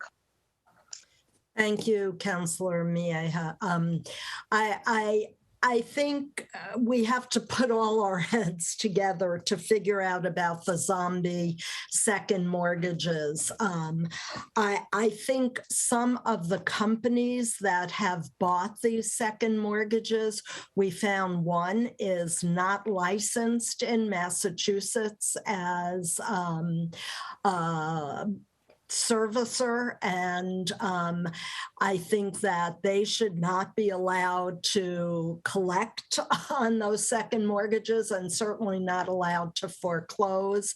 Unfortunately, I have a sense that has to be done on the state level, probably more than the city level, but I'm open to sitting down with you and others and trying to explore ways we can deal with the second mortgages. Some of them are not lawful at all. For the ones that are, and people have to negotiate and get out of them and get alternative financing, that's where I think we should bring in the banks. In terms of the shared appreciation mortgage, I agree with Bruce that there can be some kind of council ordinance about the net benefit to the borrowers. Now, of course, the city does do housing that is also limited equity housing, and I think that's good, and there's some parts of it that are good. So I think you want to make sure not to prohibit the good parts that land trusts and other groups do for limited equity housing. And I'm sorry, Councilor Mia, I don't remember the other issue you asked. Well, I'm not sure. Can you hear me? Yeah, we can hear you. Yeah, so I'm actually just curious. I mean, this is probably more so for the administration and Tim and his crew. And I heard a lot about the programming that we have in place to help people, but I'm just curious, in terms of policies, what policies you can share with us around some of the things that you have in place that protect people from these practices. Can I add? No, sorry, Bruce, Tim needs to go first, and then I'll come back to you. Sure. Thank you. I think it's, I think to answer your question is that we have, I think our ongoing foreclosure prevention work is also something that addresses some of these remaining, especially the from the subprime area zombie loans, because they still crop up. In terms of policies that we can do as a city in some other ways, I would be interested to see what a council ordinance would look like. I'm not sure what we can do that is something that would be reserved for state action. That's where I would have to understand what we have the power to do as a city, as opposed to what the state reserves as a power for itself to regulate these types of mortgages. And in terms of we are, of course, very much engaged in the same discussion that Dr. Rachel Bratt is discussing about the dilemmas around how to preserve affordability and at the same time build wealth. We are very much a part of that discussion. And as part of that, we have the notion of doing a shared equity loan or mortgage has come up, and we have very seriously thought that questioned that kind of program. And so to make sure that we're not doing something that resembles that kind of program going forward, because we do have limited equity home ownership opportunities. We want to probably change those programs somewhat so that we increase the amount of wealth that homeowners can earn from that kind of project, while also acknowledging that we're investing thousands and sometimes hundreds of thousands of dollars into a property to make it income restricted, to actually get it built. So those are some things that we're trying to balance. I'm not sure if Christine wants to add something to that, but we're also willing to look at some of the things that have been brought up today. Yeah, I mean, we do. Christine, yes, Christine.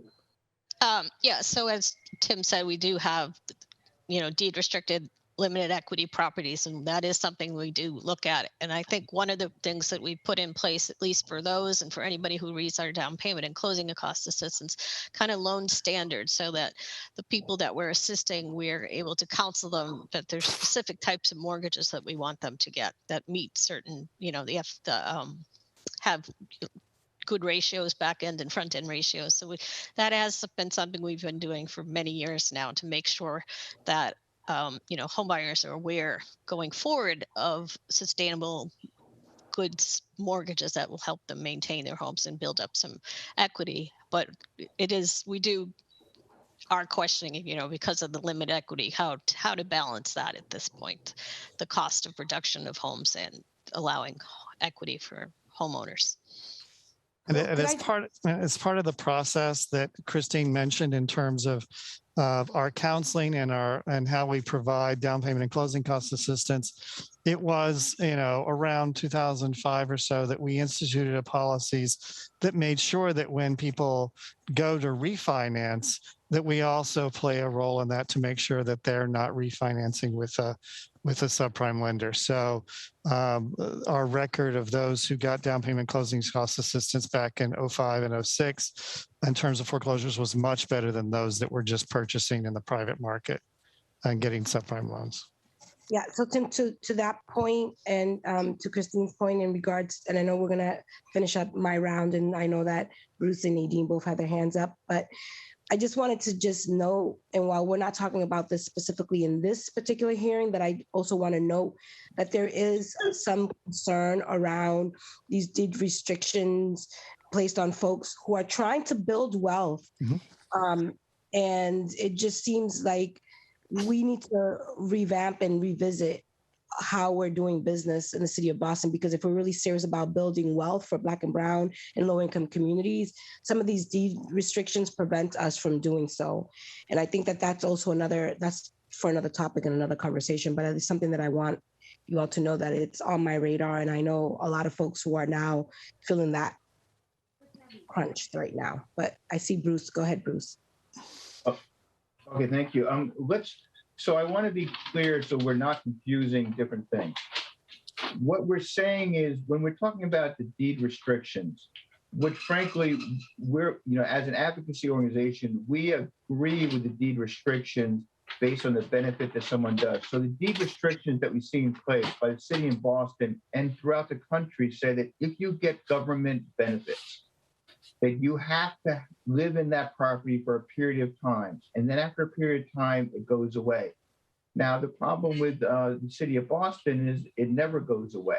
So virtually around the country, if let's say you get $20,000 for a down payment or for closing cost assistance, they say that if you live in that house for a period of time, then that money will go away and it'll become a grant. And that's the way it should be. Now, the city of Boston keeps it on there forever, which is wrong on that piece. So we agree with that, but also we want to make sure that, people cannot just come in and get government monies and flip the property and to make a property. So we agree with what you're saying, Councilor Mejia.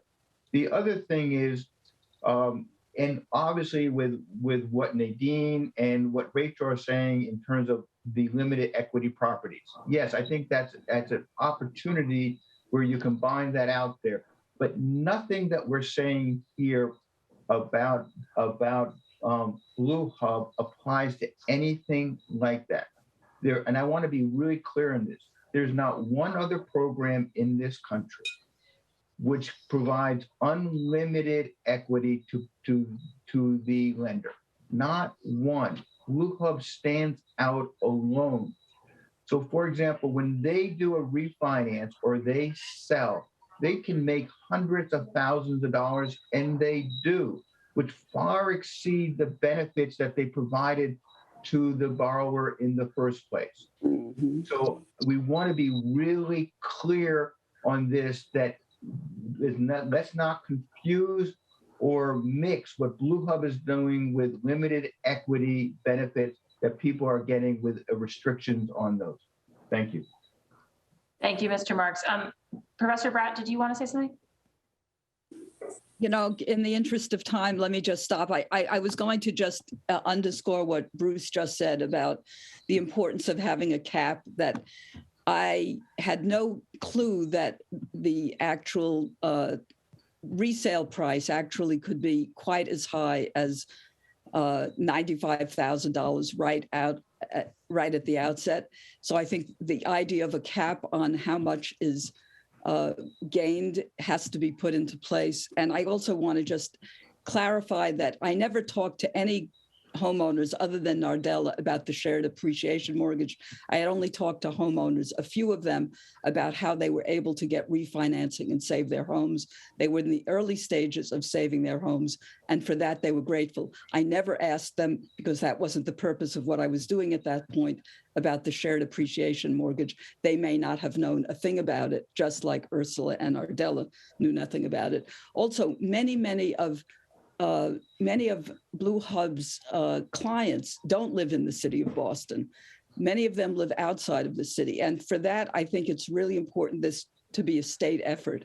And whatever is done, I feel like has to be done in collaboration with the state to make sure that people inside the city, outside the city are all protected by an overarching set of guidelines. Thanks. Thank you. And Mr. Morales, you had your hand up a little while ago. I just wanted to make sure that you'd had a chance to say what you wanted to say.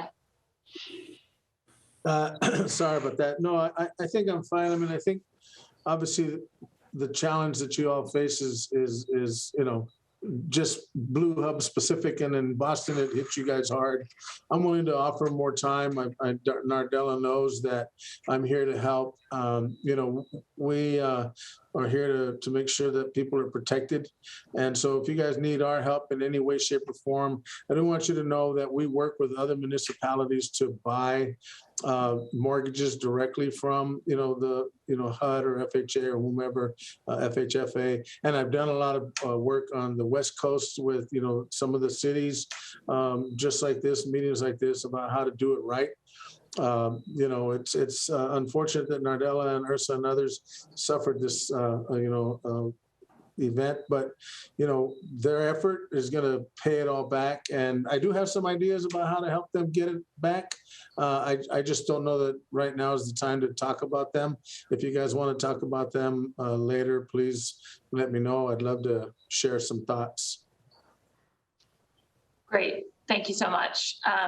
And Councilor Mejia, are you all set for questions? Yes, I am. And thank you so much. And I just wanted to thank Bruce for underscoring and highlighting the difference. And I am in total agreement with that, and looking forward to working with all of my colleagues to move this work forward. Thank you. Great. Thank you, Councilor Mejia. Councilor Murphy?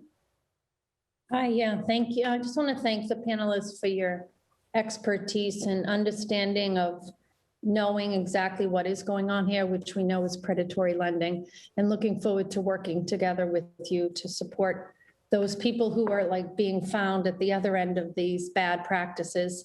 But also want to make sure before I end this meeting with you all to thank Nardella and Ursula, because your bravery for sharing your story is not just going to help both of you, but stepping up and sharing is going to help so many others. So thank you again for your bravery in that. And thank you, Chair, for the meeting. Thank you. Thank you, Councilor Murphy. Councilor Braden just had to jump off, but she had a question if anybody from the admin or anyone's prepared to address whether the, like, at the federal level, the sort of financial, like, consumer protection agency provides any like assistance or an angle on this kind of thing. I don't know, Nadine, if you have thoughts on that, or if anybody can weigh in on that. That was Councilor Councilor Braden's question. Yeah. So I can wait. I can talk about that. We submitted during the mortgage crisis 60, 70,000 files to CFPB, all that. And now during that time, we were able to modify over 250,000 homeowners, their loans.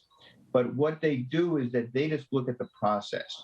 They will not look at the underlying predatory terms and make a decision on that. So CFPB has been really problematic in that, and we've pushed them. Maybe they'll change their practices, but they're more concerned or only concerned about the process, not the underlying predatory terms. And we hope going forward that will change, but that's been their current practices way back during the mortgage crisis. Nadine can probably add to that as well on that piece. Yeah, I do think there's been a good change at the CFPB. I don't know how much they could or would do, but I think people should file complaints at the CFPB. And I think, Nardella and Ursula, if you want to organize all those 100 people to file complaints at the CFPB, I think that's something that they then have to look at. And I think they should be concerned about this. So I would recommend that. And I am going to be speaking with them about the zombie second mortgages as well. This is, people should know, this is a national problem with these second mortgages. It's not just Boston, all over the country. These companies are trying to move to foreclose. So that. And the only thing that I would add to what you're saying is that I think it'd be nice for the city council to put together a resolution also to say that the Division of Banks should look into what Blue Hub is doing, and that the Attorney General should look into what Blue Hub is doing. You know, you can't force them to do it, but you can be on the record and you can request that. And I think that would be a step forward to really represent what really Nardella, Ursula, and many others are going through. Thank you. Thank you. And Nardella, I see your hand is up as well. Yes, thank you. I did want to say that I myself had filed with the CFPB, and it was very detailed, explaining my situation. Blue Hub responded, but I had to push back and reply again, because I think at this entity, the CFPB is doing more of data gathering than taking a pause and going a little bit, taking another step to imagine how to investigate Blue Hub Capital. So not only have I filed, there have been some other homeowners who have filed, and I think the response is they're more satisfactory hearing the response from Blue Hub Capital. And I think that's just one from business, from numbers, from an overall product perspective, and they're willing to take carte blanche on that. And then it makes us as the homeowners have to do a little bit more to be heard, a little bit more. Great. Thank you so much, Nardella. Well, and thanks, and I'll definitely let Councilor Braden know about the answers on the CFPB front, if that was her question. I'm mindful of time because we've got a couple of folks who've been waiting very patiently to give public testimony. I'll just say I do think that in terms of distinctions, and I agree with Councilor Mejia, the deed restriction conversation is a conversation for another day. I think there's a difference, and it's part of what Mr. Marks was getting at. It's one thing to sort of have the entity here get to kind of snag this shared appreciation share and the equity that can just go up and up, right? And for them, it's a huge upside on these loans. And I think that for us, especially because of our goals around closing the racial wealth gap, that's just pretty clearly contrary to those. I do think that with deed restrictions specifically, Mr. Marks, where I might differentiate myself from you on in some cases is I'm very mindful of the case, in London in the 80s where they let everybody buy their public housing unit, and it was great for one generation of families, right? It was transformational, but now you've got all these downtown neighborhoods in London where there's no public housing left because they sold it all. So I do think that, there's two different goals, right? One is like, are we taking a share of the equity accumulation? And I think when we look at the racial wealth gap, like we clearly have a policy interest in not doing that. But another is this question of what proportion of the city's housing stock is going to be available, rental or resale, that's affordable long-term to lower income people. And I do think that the issues that Tim and others are weighing at D&D are not straightforward on that front, in the sense that I think it's really important for Boston to have a share of housing that's available to people who are really low income and don't have the money to chase especially with housing appreciation outpacing income so much in this country. Like we do as a city need to guard a portion of that. And we have seen cases in other parts of the world where it has seemed like a great idea to just let those go. And then a generation later, you're sort of stuck. So that's to me a little bit different from the shared appreciation attachment by Blue Hub, but I think there's a real argument there. So if I can just add to what you're saying, you're exactly right. When they sold those council estates in London, in England, it was a disaster because those are good quality homes that people had no problem with renting over the long term, and that was just dead wrong. But a really good example is what they do in Houston now. So if you want to buy some of the properties in Houston, you can either buy it outright for $180,000, or you can do it where you have a limited equity at $80,000, where it goes up 1 or 2% every year. So you give people the option of which one to do. So someone wants to buy it straight out, $180,000 mortgage. You want to buy it with a limited equity, $80,000. And I think those are good models to give people the opportunity, and the city to keep that affordable housing. But I agree with you 100%. You need both of those out there. What happened in England was a disaster. It shouldn't have happened. Yes. Thanks so much. And I think those were, I don't think I have further questions. So before I go to public testimony, I just want to ask if any of the panelists, if you had a word that you wanted to get in edgewise, that you didn't get a chance to. All right, well, in that case, I just really want to thank you all for weighing in. I think this has been a really good hearing, and we've learned a lot, and thank Councilor Arroyo for sponsoring it and organizing. And definitely it's one that we're coming out with next steps on for sure. So I want to now let the members of the public who are here weigh in. So if you're watching this at home and you were hoping to testify, you should hop on now. If you still need that link, you can email cora.montrond@boston.gov. That's cora.montrond@boston.gov. And Harry, if you can make sure Annie McKnight and William Lytle come in as panelists. I'm not sure I'm able to do it for some reason. But I know we've also got written testimony from a number of people. And so we'll be adding that to the record. And then, as I said, we'll take these two folks, and then we'll take anybody else who manages to show up. Before we do, I see Nardella's hand is up, so I do want to give you, Nardella, a chance to say a word. Thank you. I just want to thank everyone once again. This has been it's our homes. It means a lot to us. We're trying to leave legacies for, our families, and we try to do all the right things. I really, really thank everybody on this panel for their time. I had a question though. Did Blue Hub receive an invitation to this? Did they not respond? Because to me that's telling. I can answer that, Madam Chair. Sounds good. So yes, we did invite Blue Hub Capital to attend.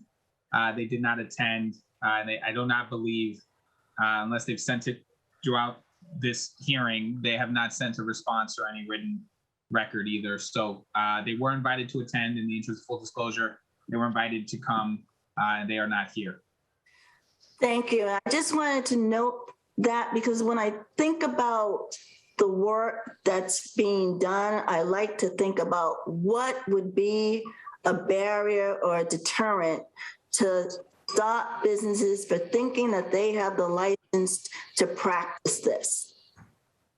What is going to cause them to make pause and say, we can't do this because somebody is watching us, somebody's going to be vigilant, and somebody is out there protecting the homeowner? Because as I said before, once we are into these predatory mortgages, it's after the fact.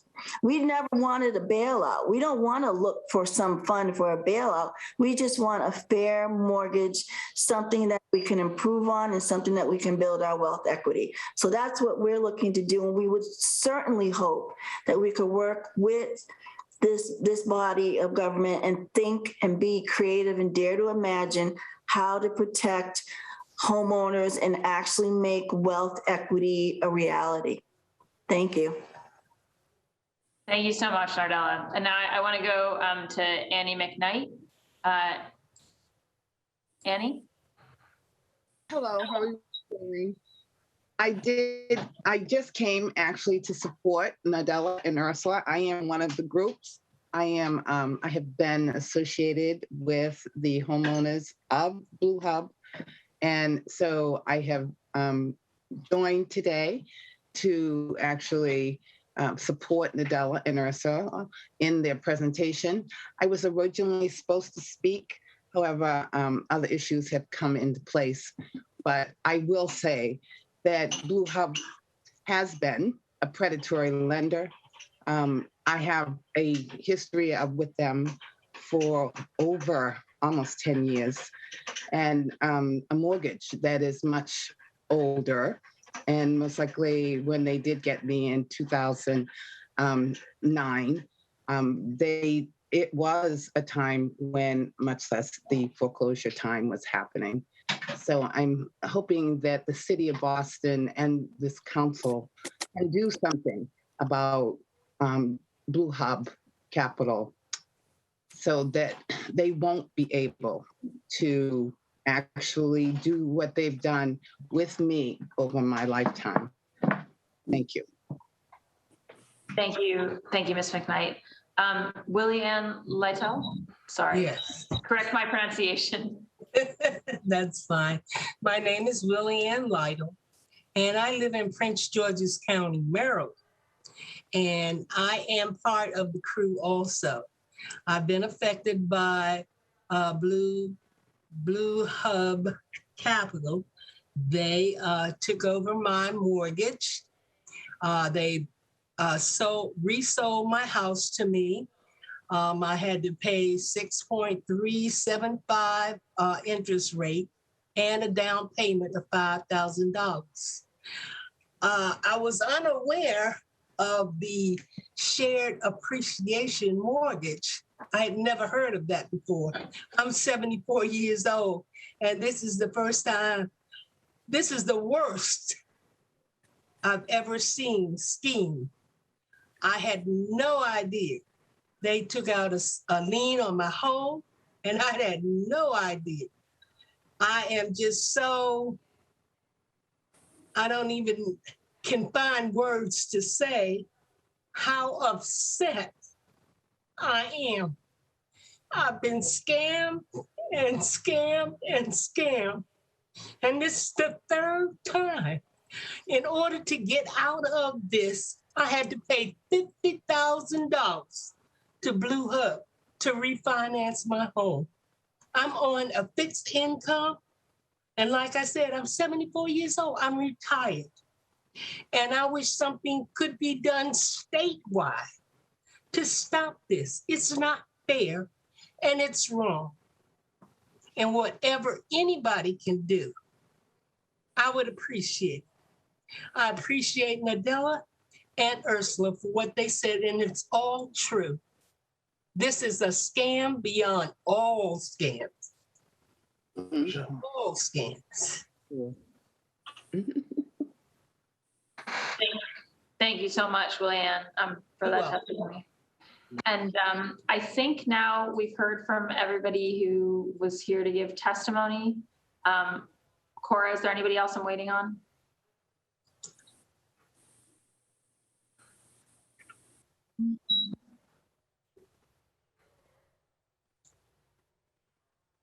All right, I think we're good. I think we had a few people who signed up. I think that's it. Yeah. All right, great. Wonderful. Thanks so much. So I'll just let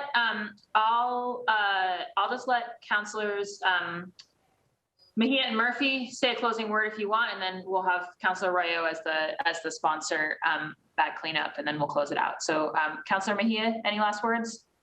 No, I thank you so very much, everyone who participated.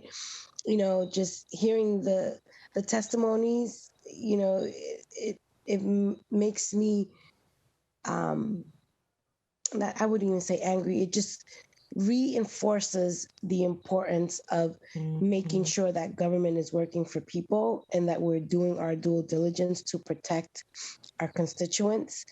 And again, Ursula and Ardella, thank you so very much for your courage, for coming forth, and for staying on for the entire hearing. Oftentimes, our panelists don't go this long, so I just want to just give you a shout out for your active engagement and participation throughout this whole entire process, and know that you can count on our office for whatever it is that you need. And I'm looking forward to working in partnership with Councilor Arroyo to get to the bottom of this and put forth,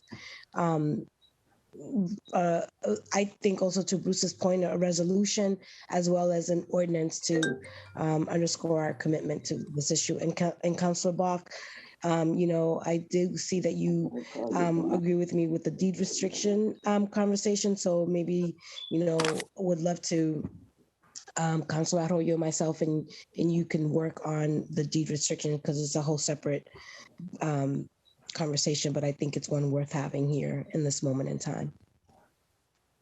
Great, thank you so much, Councilor Mejia. Councilor Murphy? Nothing much more, but just wanted to thank everyone again for holding this hearing, and for my colleagues for caring so much about this important issue. And I know I'll be part of, so count me in also the future conversations about how we can help. So thank you very much, everyone. Thank you so much, Councilor Murphy. And for myself, I'll just add my thanks to everybody who testified today. Say, as I said at the start, that I think consumer protection advocacy is a really important job of government. And I also think specifically in the world of home finance, that government has been involved from the start, and frankly, that it's been involved in racially biased ways. And so when we recognize the fact that, you know, the deep and sort of horrible irony that particularly like our Black families in America first weren't able to get loans, and then now disproportionately are the subject of this kind of predatory lending.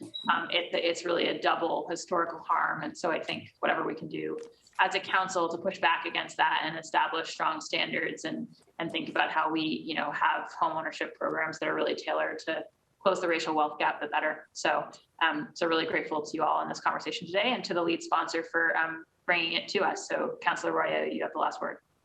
Thank you, Madam Chair. And I just want to echo everyone's thanks for everybody who took part in this. Rachel, Ursula, Nardella, I see that Tim is still on, and Christine. You know, this is something for me, and Bruce, I see Bruce is still on. Thank you, Bruce. You'll be hearing from me soon. I think this is something that for me, this is why I got into public service. There are times where government can step in and do good and undo wrongs. I think this is a wrong that has been done, and I don't know how we get to undoing it, but I do want to, at a minimum, get to preventing it so that other people don't go through this kind of process. And so what we can do there, and what I promise everybody that I do as a counselor, is I operate at the top of my license. So if this is something that needs to get through the State House, then I will do what I can at a maximum level on the City Council to push that urgency to the State House and to work with them. If there are things we could do at a city level, which I think there are things we can do at the city level, I'm going to do what I can to make sure we get through that in partnership with my colleagues on here, who I'm grateful to for being here for the extent of this hearing. This was a very long hearing as far as hearings go, but I think there was a lot of very official steps, action steps that we can take out of this, which was the goal. And so I'm grateful to everybody for providing those action steps. And I know, Tim, there are some things that I will be getting back from D&D in terms of how we can maybe do some monitoring, how we can maybe do some lifting up the burden for folks so that someone like Nardella, who thank God that she did, doesn't have to go and find all 100 of these folks, where the city can pick up some of that burden with the actual resources that the city has and lift them up to folks like the Attorney General's office and other institutions without them having to do so much of that on their own. But thank you, everybody. Thank you, Madam Chair, for running a very orderly and very well put together hearing. So thank you. Thank you. And thank you, Nadine. I see you there. Great. Thank you all so much. And sorry, I am just confirming I might have one more person coming in to testify. So I'm just, I'm just going to wait 60 seconds to figure out whether that's the case or not, because I don't want to cut anybody off. But if you are watching at home and you think that you're about to testify, you should definitely click that Zoom link now.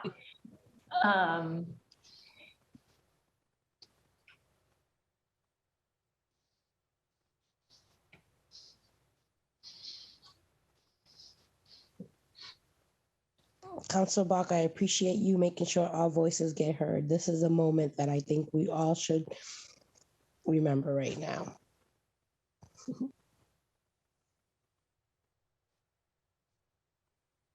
Thanks, Councilor Mejia. Yeah, unfortunately, I don't see the additional person that we thought might be coming in.